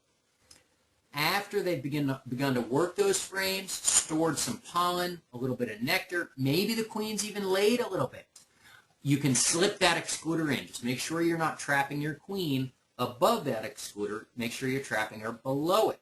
Now that the bees are working those frames, they will pass freely up into that super and continue to work them, especially if there's a little bit of brood up there. And if you get a little bit of brood, that's okay. The brood will emerge out in 21 days. And then they'll store honey in those cells. And that little bit of brood is not going to impact the quality of your honey at all. If you want to entice them and you're not using an excluder, sugar water, spraying those frames down with a little sugar water is a good idea. If not culling, do you rotate out brood frames in or out? If so, when? If I'm not culling, I might move frames around a little bit to maybe try and get some frames with some honey closer and pollen closer to the brood nest. So typically it's the outer frames that still have honey in them after winter, but maybe my brood nest is right smack dab in the middle of the colony. I might move that outer frame in a little closer, not divide my brood nest, but move it closer so the resources they need are closer to where they're raising their brood. Because we can still get some colder nights, and so it's useful to have it nearby the bees. Let's see here. Let's see. Okay. Lots of wild bees are being asked to be removed from houses, etc. I was lost, and I lost the load in the winter, so I'm looking at replacement through this means. That's a great, freebies, absolutely. You have some issues there that you need to think through about removing bees from people's houses, liability, things like that. If they're in the wall, what do you do? Who's responsible for replacement of opening up that wall? Because you're going to have to rip off clapboards, perhaps, or sheetrock or something like that if you're inside. So you've got to think through those methods, but it's an excellent way. There's people that make a living doing that. What can I add to sugar water so the bees can smell it in the hive top feeder? Add a little bit of Honeybee Healthy. They'll smell it. Also, what I'll do is I'll actually drizzle perhaps a little bit of sugar water or corn syrup down onto the top bars. Let it drip down in. Not a lot, because again, it could get cold. You don't want wet bees, but just a little bit, and basically that serves as a roadmap right up to the feeder that's sitting on the top. So Honeybee Healthy, or give them the roadmap, either or both. Just checked our website for AppHerb, can't find it. I apologize, Richard. It's floating in the ocean right now. We should have it in the next couple of weeks. It's a new product to us this year. So we might not have posted it to the website just yet because we don't have it in stock. What do you recommend for treating small hive beetles? The only chemical treatment for in-hive use is checkmite, attached to a little piece of plastic that you put on your bottom board. You can use that method. There's Guard Star, which is a soil drench. The life cycle of the hive beetle is such that the pupa leave the hive. I'm sorry, the larvae leave the hive and pupate in the soil. So you can drench the soil with this guard star, and that kills the larva outside the hive. There's also something called an AJ beetle eater, which we got in our catalog this year, that you put in the hive. It suspends from the top bars. You fill it with a little bit of mineral oil. The bees get, I'm getting all confused. The hive beetle gets chased around by the bees. They seek refuge in this trap and drowned in the mineral oil, or a little bit of apple cider vinegar works too. So you can use that as well. When we have more webinars. Still working out some of the kinks, seeing what the feedback is on these, and we'll base it on that as to when we have more. But hopefully in the future, just keep an eye on that e-flyer. I'll announce them in there. Can you use the code if you pick up? Oh, I guess so, Forrest, sure. Come on up. We'd love to see you. What's the best way to clean plastic frames? I think I touched on that a little bit. Hive beetle, talked a little bit about that. Let's see. How important is a refractometer for a hobbyist? That's a great question. A refractometer is used to test the moisture content of your honey. As we know, honey is fairly stable. It keeps for essentially indefinitely, in theory. Because it's got such a low moisture content. However, if you harvest honey and the moisture content's too high, it will begin to ferment because there's enough water then in that honey for the yeast cells to reproduce, or could spoil because of bacteria, things like that. So how important is it for the hobbyist? A little bit depends on where you are. If you're in an area with a high humidity, it might be a little bit more important. There's some things that you can sort of use as gauges. These are not absolutes, but they're good indicators. First off, if the bees have capped your honey, that's a good sign that they think it's properly cured. If a frame is 2/3 capped, I usually say that frame probably is 100% cured, even though there's 1/3 that is not capped. If they start to cap that frame and they got 2/3 capped, usually it's pretty good.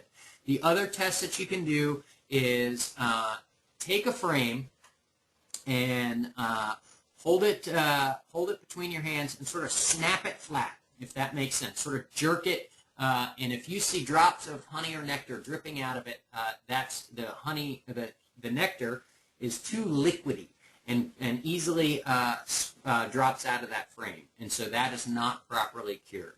And so you definitely don't want to do that.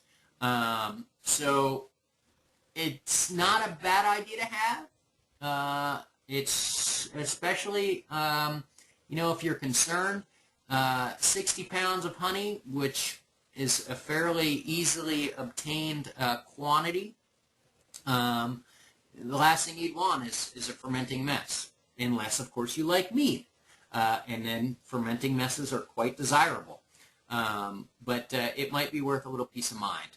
Check with a local association, actually, before you purchase one. Someone in the association might have one that you can borrow. Or you can bring a sample to them and they can test for you. Let's see.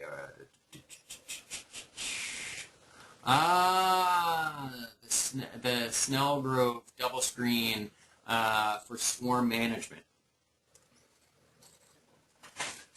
Sorry, I had to take a drink of water. You can, the double screen essentially divides a colony in half, and you can use it in a lot of different ways. In this case, they're inquiring about swarm management. I have to confess that I've never used it as a swarm management technique. I'm trying to think how you might want to implement it and have the most success with it. And my first thought is that if you're dividing the colony, putting this in the middle, you're now confining the queen to essentially half the space, and so I'd be a little concerned about that, and would probably prefer other techniques for swarm management. Does queen type help with swarming? Certainly, they're swarming. Again, I've mentioned that they're genetically programmed, and so some bees, not necessarily, well, I guess in some cases, yes, individual races are more prone to swarming. My experience with Russian queens is that they're more prone to swarming. Africanized bees, which are European honeybees, just a different race, are more prone to swarming. And so different types of queen may help prevent swarming. But it could also vary even within a race of bee. Italian bees. You could have one Italian queen that is more genetically predisposed to swarming than one which is not. And so there's no hard and fast rule there. Let's see here. Honeybee healthy in corn syrup works well for flavor. So this person's responding to the vanilla. No vanilla, but honeybee healthy in corn syrup works well for flavor. And some other people are chiming in. Vanilla contains alcohol. This is a question. Is this okay for bees? I would not necessarily advocate the vanilla for reasons that we've already sort of talked a little bit about. Would like to have a link to the webinar. Okay, so this person's put their email actually in their question. If you can actually send me an email, because then what I'll do is I'll copy and paste it from there. Because once I close out of this webinar, it's difficult for me to go back in and search through all the questions for individual emails. But if you can actually send me an email, that would be much better. I'd appreciate it. Thanks, Joe. How often should I requeen? Gosh, I've been asked this question so many times in the past week, and I keep meaning to look up the statistic that I'm failing to remember. I came across some interesting data that basically says after 2 years, after queen is going into her second year essentially, so she's 2 years old, it's something like 80% more likely to swarm than a queen that's 1 year old. So for the longest time, I thought queen breeders were trying to push requeening on an annual basis so they could sell more queens. I've come a long way and now think that requeening every year is not a bad idea. A lot of people say requeen in the fall. You'll get the best quality queen because there'll be more drones in the environment, but it's really hard to find that old queen, and you have to get her out before you stick in your new one. So I actually prefer to requeen in spring.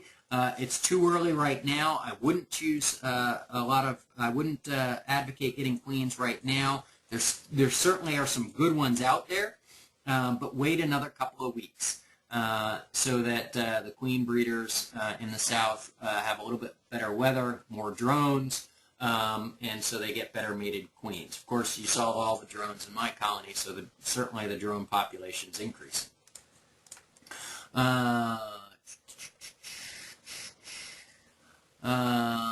I waited too late to order pollen patties out of stock. Can I make pollen patties? Sure. We do. I don't know if you got them from us. We do have them. We've had them for a while. But you can make your own.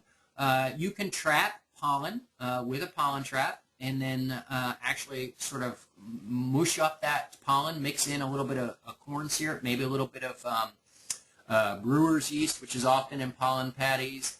A little bit of soy flour sometimes is in there sort of as a binder, but you can make your own to feed back to the bees, absolutely. Love to participate in a webinar on splitting hives. I am going to, Beth, I'm going to talk about splitting hives in my next e-flyer. I know it's not perhaps as good as a webinar, but look for that. And that's just what, oh my gosh, coming up soon, another week or so away. Do you think a screen bottom board helps promote a healthier hive location in northern West Virginia? Absolutely. There's the effectiveness of a screen bottom board for Varroa control is how effective it is somewhat debated. But that aside, I think that a screen bottom board helps promote a healthier hive. And actually, Keith Delaplane at the University of Georgia sort of substantiated this by showing that hives that had screen bottom boards actually had a larger honey harvest because they got better circulation, pheromones were distributed better, they were able to cure honey or nectar rather, into honey more easily. So I think that having a screen bottom board certainly can help a hive and also gain a little bit of Varroa control as well. Is honeybee healthy a good product to use in spring? Yes. I think it is. I think it's good to use almost any time of year. Notice I said almost. If you're feeding in a time when there's a real dearth going on, Honeybee Healthy has lemongrass oil in it, which does attract other bees. And so you don't want to make it too concentrated a mix because you could create a robbing situation. So be advised of that and keep an eye on your colony when you've got feeders on there. How much shade should a hive get a day? Studies have shown that full sun all day long, you'll have a healthier hive, that they're better able to deal with a lot of diseases like chalk brood, like European foul brood, and they do better in full sun than having shade. So now, of course, if you're on a lava flow in Hawaii, if you can find a little shade, that's probably a good thing because it probably gets pretty hot on there. What's the best way to requeen a hive? My preferred method is to, of course, find that old queen, pinch her off. You'll get better success if you remove the attendants from the queen that you're going to install, and once you pinch off that old queen, install your new one immediately. I have pinched off the old queen, waited a day, which is the way I was sort of taught, waited a day, and gone back to install my new queen, and they were already raising queen cells, producing queen cells in that colony. So a queen cell is often just as good as a queen in the tiny little mind of a bee, and so that it reduces your acceptance rate if you wait. So pinch off first off, remove the attendants from the queen cage that you're going to install. Pinch off your old queen and install your new queen in her cage and do the slow release method. Are grease patties good to keep in a hive in spring? Grease patties, grease patties are used for tracheal mite control. It interrupts the tracheal mite's ability to detect bees of appropriate age. Tracheal mites only like to make the jump to a mite, or rather a bee that's about 4 days old or less, and that grease patty, that grease in the hive, sort of interrupts the ability of the mite to detect that appropriate aged bee. That said, most queen breeders have been able to breed in resistance to tracheal mites, and so I actually don't use them anymore. It doesn't mean that you might not lose a colony to tracheal mite, but it's unlikely, especially if you're using something like the Apple-Life-R or the formic acid, which is the Mite 2 product, because both of those have, the Apple-Life-R has menthol, which is good for treating tracheal mite, and the the Mite 2 is effective with tracheal mite control as well. So you can keep them on in the spring, but it's probably one thing that's not necessary. Let's see. Can I buy some half tops? This is for the drone trapping, or do I have to make them?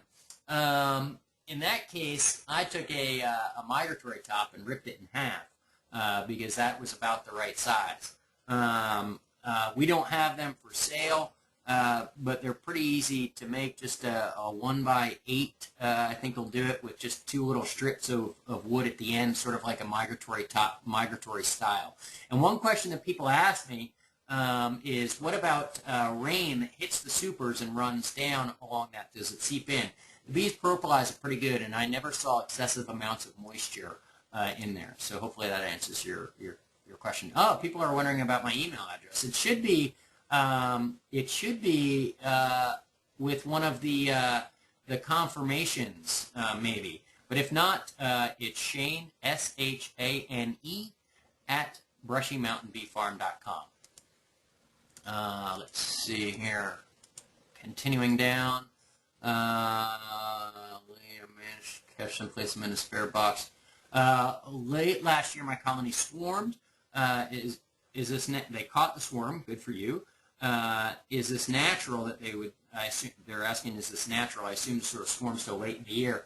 Like I said, 80% occur in spring. 20% are going to occur other times of the year. And this was in late August. Yeah, I have seen it. I've seen them in September even. Depending a little bit on where you are will dictate when you may see those swarms. How old will you keep your queens? What time of year? Hopefully, Jennifer, this is about the age of queens and when to requeen. Hopefully, you heard my response to that. Real quickly, I do recommend annually, and I prefer spring because it's easier to find the old one. Where's the best place to put a queen excluder on a hive? I put it, and 50% of the beekeepers out there say queen excluders or honey excluders, don't use them. I am one of the 50% that say they're good, I like them. It's personal preference. I put it on top of my brood chambers and below my honey supers. That way I keep the brood and honey separate. So in the case of my 2 deep hives, it goes right on top of that second deep. On the case of my 3 medium hives, it goes on top of that third medium brood chamber. Let's see. If you don't have an extractor, can you scrape comb and honey off a foundation? Can it be used again without recoating it with wax? I assume this is sort of really geared toward the Pureco frame. You can scrape it right off of that plastic foundation and let it strain through. If you're using wax foundation, don't get the wired foundation. Get comb honey foundation, which is a thinner foundation, and then you can actually produce comb honey. And there are a lot of beginners that start that way because of the expense of an extractor. But also, Philip, check with a local association. A lot of the local associations actually own extractors and let you either rent or borrow, or a lot of times there's a beekeeper that's willing to help extract honey if you're interested in getting the liquid honey that way. How long can you store the pollen patties? I've kept them frozen in my freezer for about a year, and then just let them thaw out and I can throw them on. Honestly, I don't know much beyond that because I've never kept one long enough. Let's see. How would you feed a new colony for the first full year? I would absolutely feed a new colony, and I would feed that colony until they stop taking it, which will probably be about the time a real serious nectar flow kicks in. If you're feeding the sugar, water, or corn syrup, and if you're feeding a pollen patty, again, once a good pollen source is out there, they're going to probably stop taking that patty. At that point, I would consider not feeding. Certainly, if you add a honey super, at that point, stop feeding altogether because you don't want them to store that stuff in a honey super. What are your thoughts on Minnesota hygienic bees as opposed to other strains of bees? I've never actually tested a Minnesota hygienic. I've talked to a lot of people that have and have had very, very good success with them. So it's not a bad bee. I've heard great things about their ability and seen a lot of good data on their ability to detect Varroa in a cell. Basically, the hygienic bee is able to actually detect the Varroa level in a capped cell. If it's high, if there are a lot of mites in that cell, it will uncap it and haul out the pupa and clean that cell, and in doing so, disrupt the mite reproduction. That's the principle behind hygienic bees. And probably in terms of most breeders out there, I don't want to say all, but the Minnesota hygienics are probably the most advanced in terms of that selection process. So they are nice bees. An oil baster makes a good duster if costs are low, draws up sugar. Oh, so an oil baster. Is this like a turkey baster, you mean? That you can sort of suck up the powder? So they're talking about sort of the powdered sugar thing. What I know a lot of people are doing are they carry around a bucket of powdered sugar, they have a little scoop, they dump it on the top bars of the hive, and then use a bee brush to sweep it between the frames. That works well too. Oh, why can't you put a queen excluder under the hive to keep the queen from swarming? This is actually a good technique to keep the queen in the hive once catching a swarm, but I would not advise it during the natural process of a hive, when it's just sort of cruising along. The reason being is they're going to produce drones in that colony, and drones cannot fit between a queen excluder. And so you will essentially trap the drones in the colony as well and create sort of an awful mess. So that's a good question, and thank you for asking that. Any hive beetle prevention tips? Hopefully you've heard sort of a AJ beetle eater and the guard star response. Ants. Ants. This is what, I love going to meetings. I've been doing this, not a whole heck of a lot, a long time, but I've been doing this about 7 or 8 years now. And every single time I go to a meeting, I think I can't even think of a case where I haven't learned something new. It's wonderful. Meetings are fantastic. And I was at one recently, and I've never had a good answer to the ants.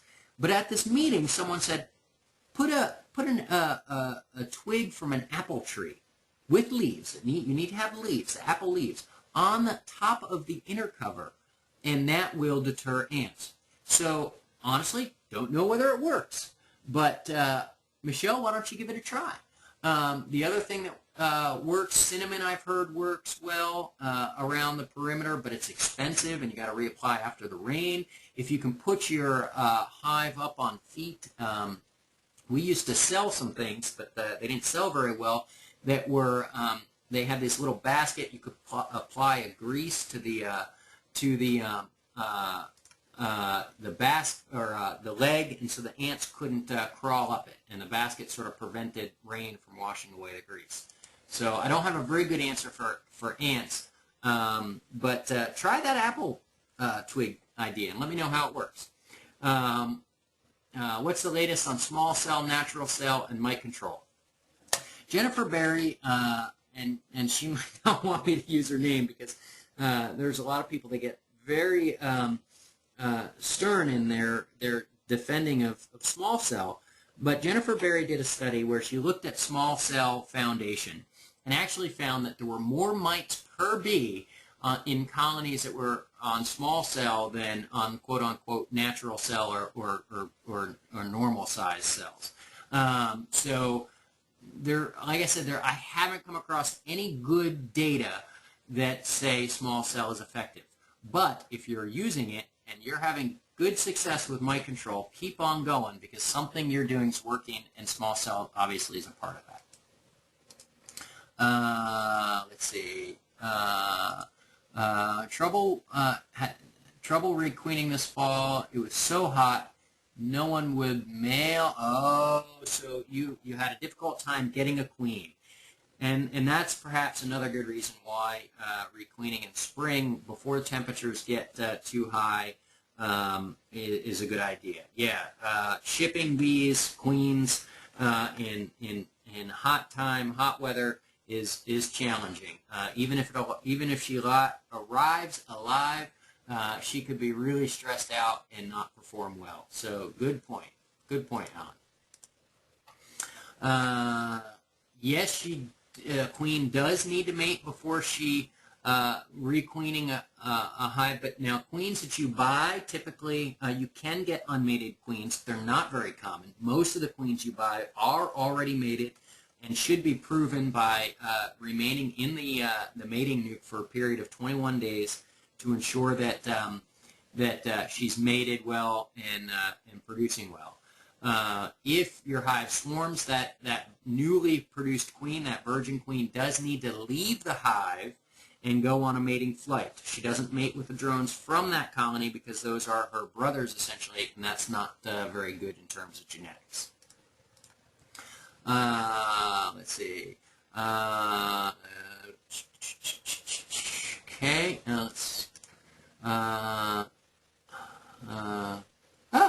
So here's a person just throwing in another tip. Screen bottom board and a moving screen top cured my chalkbird problem due to ventilation. So there's a good tip. If it's this time of year, I might not necessarily suggest a moving screen. They might get a little too much ventilation, and if your hive is weak, it might chill it a little bit. So not a bad idea, but just watch your weather. How do you provide ventilation? Well, a screen bottom board and a moving screen, which is basically an inner cover that's completely screened. Also, what I'll do occasionally is crack my inner cover a little bit by putting a popsicle or a popsicle stick or a piece of shale or something like that under it between the box that's on the top and the inner cover.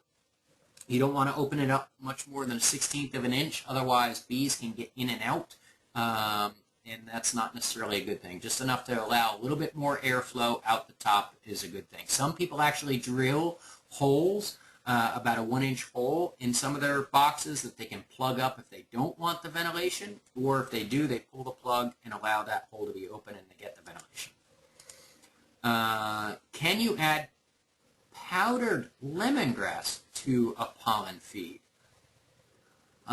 First thought is, I guess I don't see any reason why not. I don't know enough about powdered lemongrass to know if there might be any sort of additives or preservatives or anything like that in it that may irritate the digestive system of the bee. So that would be my one caution there. Let's see. Oh, please discuss the 2 hives co-located with 1 set of supers on tops. Don't the bees mix in the supers and fight? The bees do mix in the supers, but they don't fight. It's amazing. You have to use either a plastic or a metal queen excluder. Do not use a wood-bound excluder, because what that does is it holds the excluder up off the center seam of the 2 colonies, and queens can jump back and forth then. You will have fighting then.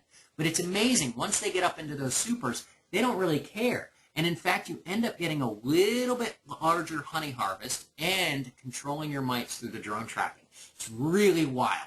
If you're just getting started, I would not necessarily recommend this. If you're just getting started in beekeeping, this is something that you've got enough things to worry about.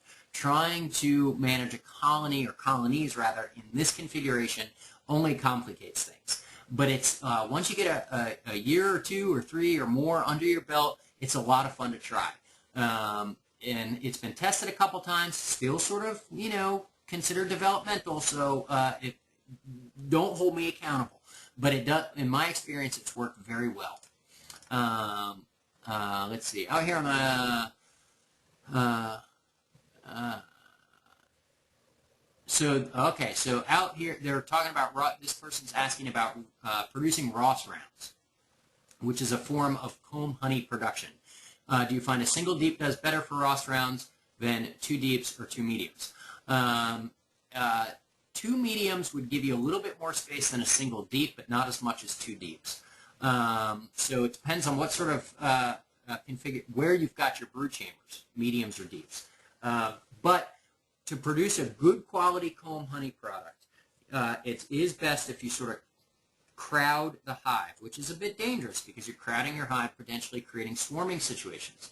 So I would suggest probably dropping them down maybe into a story and a half, which would be a single deep and 1 medium.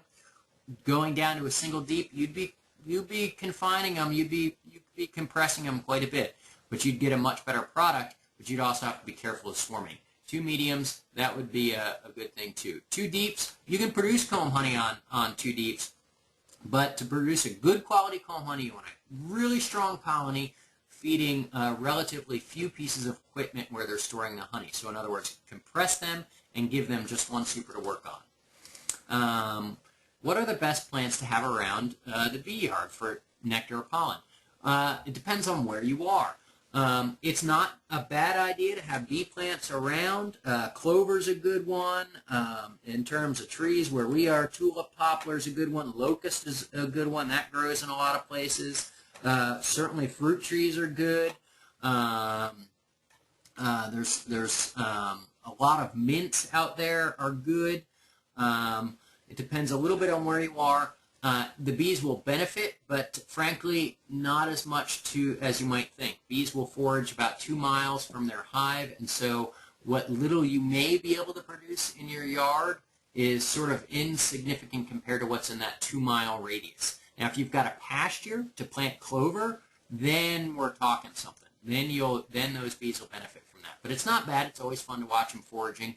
I've got echinacea that my wife's planted and some lilies that they like, and sedum is a good one, which is later in the summer and fall.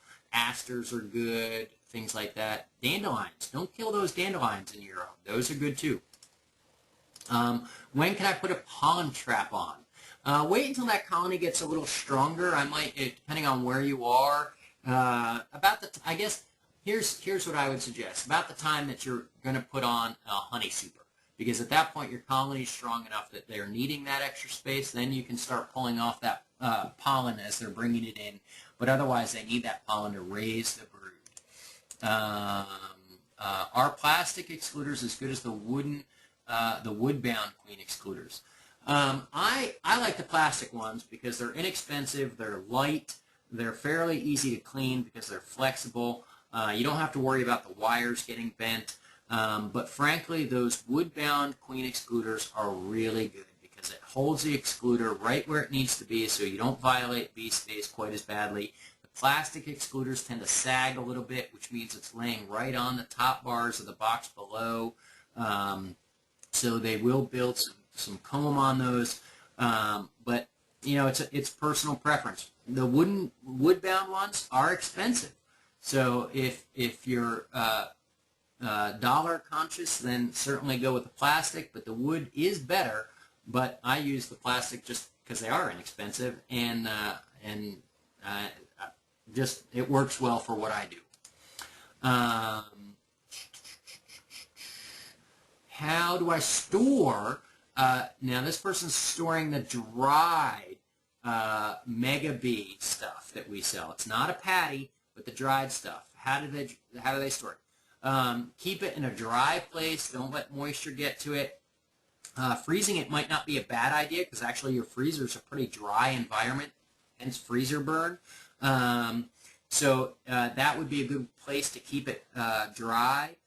And its shelf life, honestly, I'm not quite sure, but I'd imagine certainly a year it'd keep just fine. I would imagine in the freezer.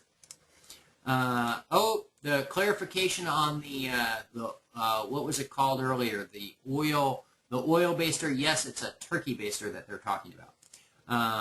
How do you use the flower pot style to catch a swarm? How high? Close to hives? If you're trying to catch swarms, and you're trying to catch swarms from your own colonies, you're better off putting your swarm trap far away from your hives. A couple 100 feet if possible, 100 feet if you can, or further. Because what happens is when a hive swarms, it tends to go a very short distance, maybe only a few feet, 10, 20 feet from its parent colony. At that stage of the swarm, the scouts are out looking for a new home. So they're not looking to set up shop in a hive next door. They're looking to ensure the safety of their species, which means they need to get far away from that parent colony. Because if a fire comes through, and they're set up shop right next door, both colonies are going to die. So, of course, we're giving them a little bit more mental capacity than they have, but this is sort of what happens genetically. So they'll hang in that area, that swarm, for a short period of time, then they go to their new home. So the further away you're trapped, the better success you'll have of trapping your own colony. And I think the average is about 20 feet in the air if possible. If you can get it up in the air, that's a little bit better. You can mount that cone-style flower pot onto a tree, or put it on a ladder or up on a roof or something like that, laying sort of on its side so the hole is on a vertical side, not on a horizontal side. Put a little swarm lure in there. If you're trying to lure in hives from your neighbor, then you can have it fairly close to your colonies. Because you're trying to lure in colonies that are traveling from their parent hive, and swarm lure inside one of those would be good. I found more spiders in the hive than anything. Is this an issue to watch out for? If this time of year, having a few spiders in the hive, not necessarily a bad thing. If it's summertime, I'd be concerned about it because the colony should be strong enough at that point to chase them off or evict them. But it's not uncommon to have other things inside the colony this time of year. But if there's a lot, more spiders in the hive than anything. That sounds like a hive that's on the way down, I'm sorry to say, if there's more spiders than there are bees. So that's something that you'd want to look at more closely. How often do you try to enter a hive? This time of year, like I said, I'm going in maybe once every 2 weeks during the real intense nectar flows, which aren't too far away for us down here. I might be going in on a weekly basis. Winter time, if I get a day in January, December or January, maybe once a month. What's the difference between a radial extractor and the other kind, whatever they're called? Radial extractor and the other kind is a tangential extractor. Basically, without going into sort of the physics of it, the short answer is a radial extractor does both sides of the frame at the same time. A tangential extractor will only do one side of the frame at a time. You'll then have to stop the extractor, flip the frame around, and then do the other side. So that's the essential difference, basically how the physical forces are being exerted on the frame. Our little compact deluxe and compact extractor are two tangential. Our motorized extractors, all of them are radial, but we do have radial hand cranks as well. For a small operation, a couple of hives in the backyard, the compact deluxe is a wonderful extractor. But before you buy an extractor, always consider where you might be going with your beekeeping. It's a terrible thing when you buy an extractor and then really get obsessed with this and end up a year or so later that it's just too small, and you might have been better off waiting and getting something that would suit your needs based on where you're going with your hobby. Thoughts on starting packages on plastic foundation? I've started packages on plastic foundation before without a problem. Feed them. The bees need the carbohydrates that's in the corn syrup or sugar water, or oh, I lost my train of thought. Just like that, it slipped away so quickly. They need the carbohydrates to build that wax. To build the wax. So you'll need to feed them. It's not a bad idea to spray the frames down with a little sugar water to sort of entice them onto those frames. But I've never had a problem drawing out the plastic foundation. I found that black works better than the white. So you can keep that in mind as well. Can I leave an empty deep super with undrawn foundation next to my bees so that if they swarm, they might go into the deep super rather than a nearby tree? Again, if your colony swarms, it will hang out fairly close by that parent colony, but generally speaking, that's a short-lived event. Maybe an hour to maybe a day or so, but ultimately they want to travel some distance away from that parent colony to ensure their species, so you're better off putting that empty box away from your parent hive, maybe with a little swarm lure in there to try and entice them to come in. And drawn comb's a little bit better because it's a little bit more enticing. It's sort of the condo versus, I don't know, going to the local motel. How do I store my extra supers and frames this coming winter? April, great question. I asked the women in our office, our customer service reps, what are people asking you? And someone mentioned storage of equipment, and I failed to mention it. So thank you very much for asking the question. Depending on where you are, you can do a couple of different things. When I was up north, I basically just stacked my equipment sort of so that I alternated 90 degrees. So they weren't stacked up neat in one column. They were sort of staggered so the air could flow through. Because wax moth is the problem. Wax moth doesn't like the ventilation. It doesn't like the sunlight. Now, up north, wax moth doesn't really reach the populations that it does in the south. Reason being is anything below 32 degrees will kill all stages of wax moth, the adult, larva, and eggs. So when I stacked up my honey supers in the fall, typically we got a frost or cold night fairly quickly after I had done that, and it would kill off and sort of sterilize, if you will, my supers. If you're in a warmer climate, you don't have that luxury.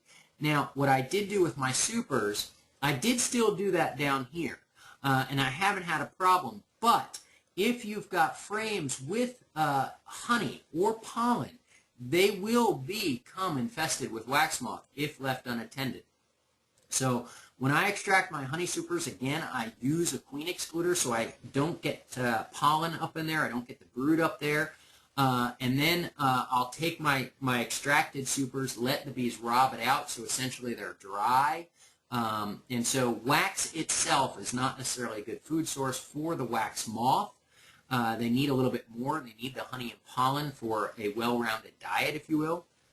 And so I didn't have a problem. You can also freeze them. Take them out of the freezer immediately, wrap them up in a plastic bag, and store them that way. But sometimes moisture can be a problem with that. There's also this stuff called paradichlorobenzene or paramoth, which smells a lot like mothballs that you can put on the top of a stack of equipment that sort of fumigates them. It's not mothballs, though. Don't go to the local hardware store or whatever and buy mothballs, because those have naphthalene, which is toxic to bees and is absorbed by beeswax. So if you do that and put that equipment on a hive next year, you'll actually end up killing that hive or could kill that hive. Paramoth does not contain that, and it's used for that very purpose. So hopefully, April, that helps answer your question. How many hives can you maintain on about 1.5 acres of land? I've got 2 acres, and I've got 10 hives, but I also have quite a bit of rural land around me. There are people that keep hives on the rooftops in New York City. Bees are very good at foraging to find the resources that they need, and even if you just have 1.5 acres, chances are there's lots of stuff surrounding you in a 2-mile radius that they can forage on. Is there such a thing as too many? I do believe there is. Certainly, I would, depending on where you are, up north, I'd never try and have more than 40 in one location. That was the max. 20 is fine.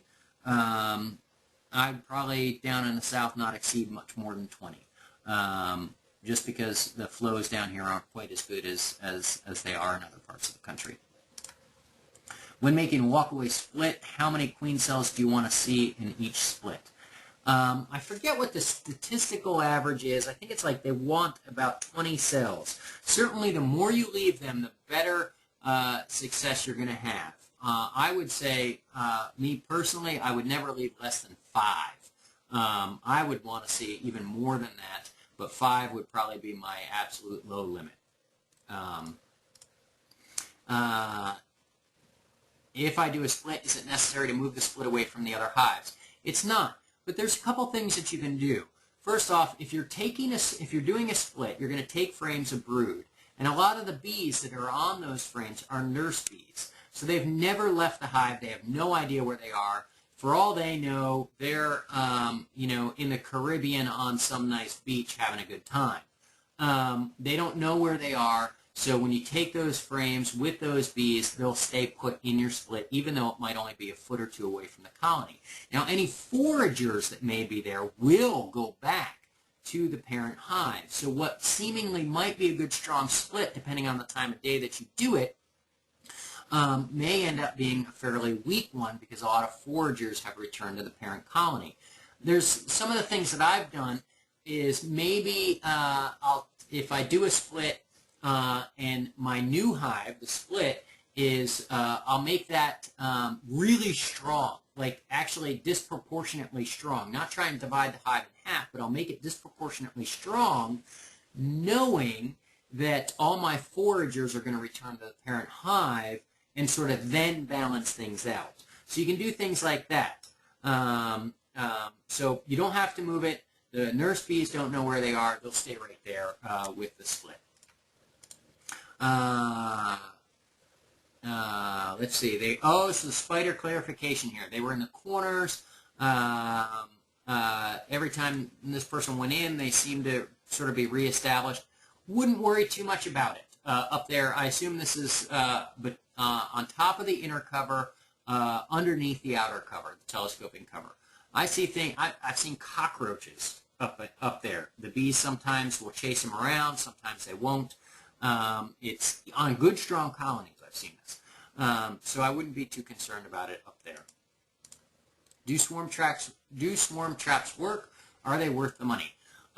Well, you can pick up all sorts of swarm traps. You can pick up a cardboard nuke box for $6 or so, and use that as a swarm trap. A wax-coated nuke box with some frames in it. So for $6, you could get something like that. You could take some of your empty equipment and set up, if you've got a nuke box, which isn't a bad idea to have in case you do have a swarm, in case you need to make a split. It's a good idea to have this sort of equipment on hand. You can set that up as a swarm trap. Do they work? Are they worth the money? It all depends, Paul. It's a hard one to answer. Hopefully everyone out there that's listening to this is on top of things, and they're not going to have a lot of swarms. And hopefully the swarms that they get will be from their neighbor down the road. And it all depends on, now, Paul, if the neighbor down the road is listening to this webinar as well, they're not going to have the swarms, hopefully. And so it might not work. You might not get a swarm. It's sort of a roll of the dice. So do it inexpensively. If you've got extra equipment, set that up. Buy for a couple of bucks. You can get some, like $3 on your next order. Throw a little swarm lure in there. For $3, you can test that out with some used equipment. Or get a nuke box, a cardboard nuke box, and set that up. So all totaled, you might look at $10 for a swarm trap that you can also use in other ways. So that's a question, are they worth the money? That's something only you can answer, and should you get one depends on what equipment you've got at your disposal at this point.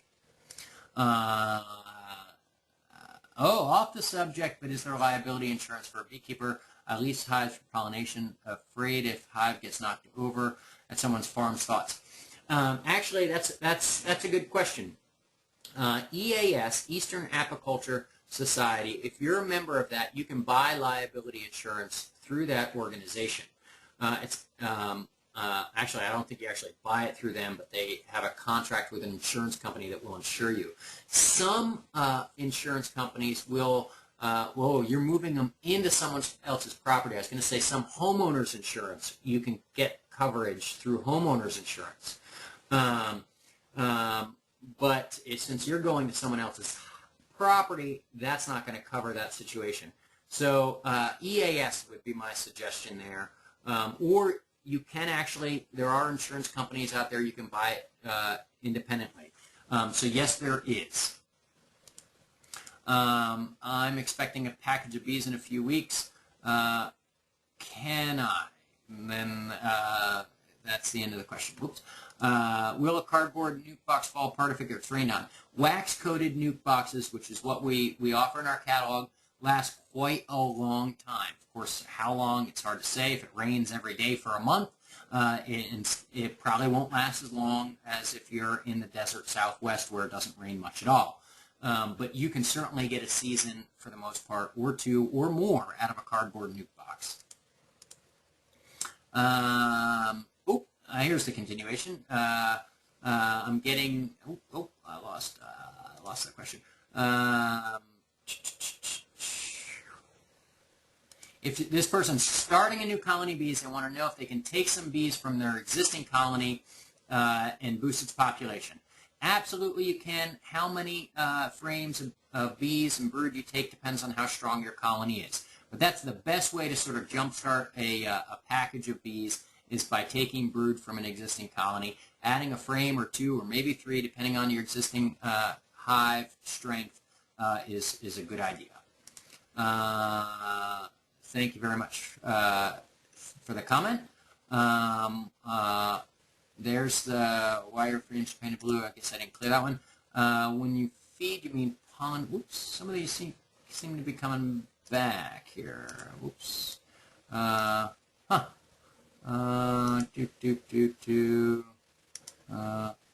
that seems to be all the questions. I've gotten through them all. An hour-long webinar, gone for 2.5. Thank you all for attending. Please take the time to fill out that survey. when you exit out of the webinar. I appreciate it, and hope to hear from you soon. Oh, one last question and concerns about, are there legitimate concerns with people in the area? Are there legitimate concerns that should be addressed with people in the area? Oh, okay. So I assume this is sort of the good neighbor policy, which I do believe in. I do believe in the good neighbor policy. If you're a beekeeper and you're concerned about your neighbors, it's always best to be proactive. The unfortunate truth is that honeybees are misunderstood. There's a great story that I tell people about a beekeeper that had problems with a neighbor. The neighbor was threatening to sue, all this other stuff. Under the cover of darkness, they moved some hives out, set up empty equipment, but yet the neighbor continued to complain about the bees, even though the beekeeper no longer had bees on the property. So that sort of illustrates the misconception of honeybees. So good neighbors are, good neighbor policy is a wonderful idea. If they're a gardener, they're going to benefit. If not, bribe them with honey. It goes a long way. It's an opportunity to educate them. There's lots of resources out there online to help facilitate that discussion. And I think Bee Culture website, beeculture.com, has an article that addresses this, and there's some other sources which escape me right now, but start with Bee Culture, and that might help. Again, thanks for the comments. Do you spray bees with sugar water when installing a new package, or would you rather use smoke? I don't use smoke on a new package. Smoke tends to cause the bees to want to engorge on whatever liquid food source they have. In a package, yes, there's a can of sugar water, but they can't all get to it. So I encourage spraying them down with a sugar water. It helps quite a bit. EpiPens. EpiPens, I have one. I have absolutely no reaction to honeybees, but I still have an EpiPen because you just never know when you might have one or be with someone that has a reaction. So EpiPens are a good thing. Sometimes doctors are reluctant to give them out, but fortunately I have another allergy that they justified giving me an EpiPen as a result of that. So they are useful to have. Do you prefer water from pools or ponds? The bees will make that decision. There's something about the odor of chlorine that they use to key in that odor. Again, bees navigate really by odor and sight. That chlorine odor draws them in. So they're going to choose, but frankly, I've never had a problem with bees drinking chlorinated water, so I wouldn't be too terribly concerned about it. And thank you for the comment. And we're down. No more questions. Tick, tick, tick. Time's up. All right. Thanks again for attending. I appreciate it. And please fill out the survey. And again, if you're interested in the webinar, give me a couple days, and I'll try and get something either posted to the website or be able to email it to you. It'll probably be too large to email, and I'll have you download it. But just send me a link or your email, and I'll add you to the list to get that link to download.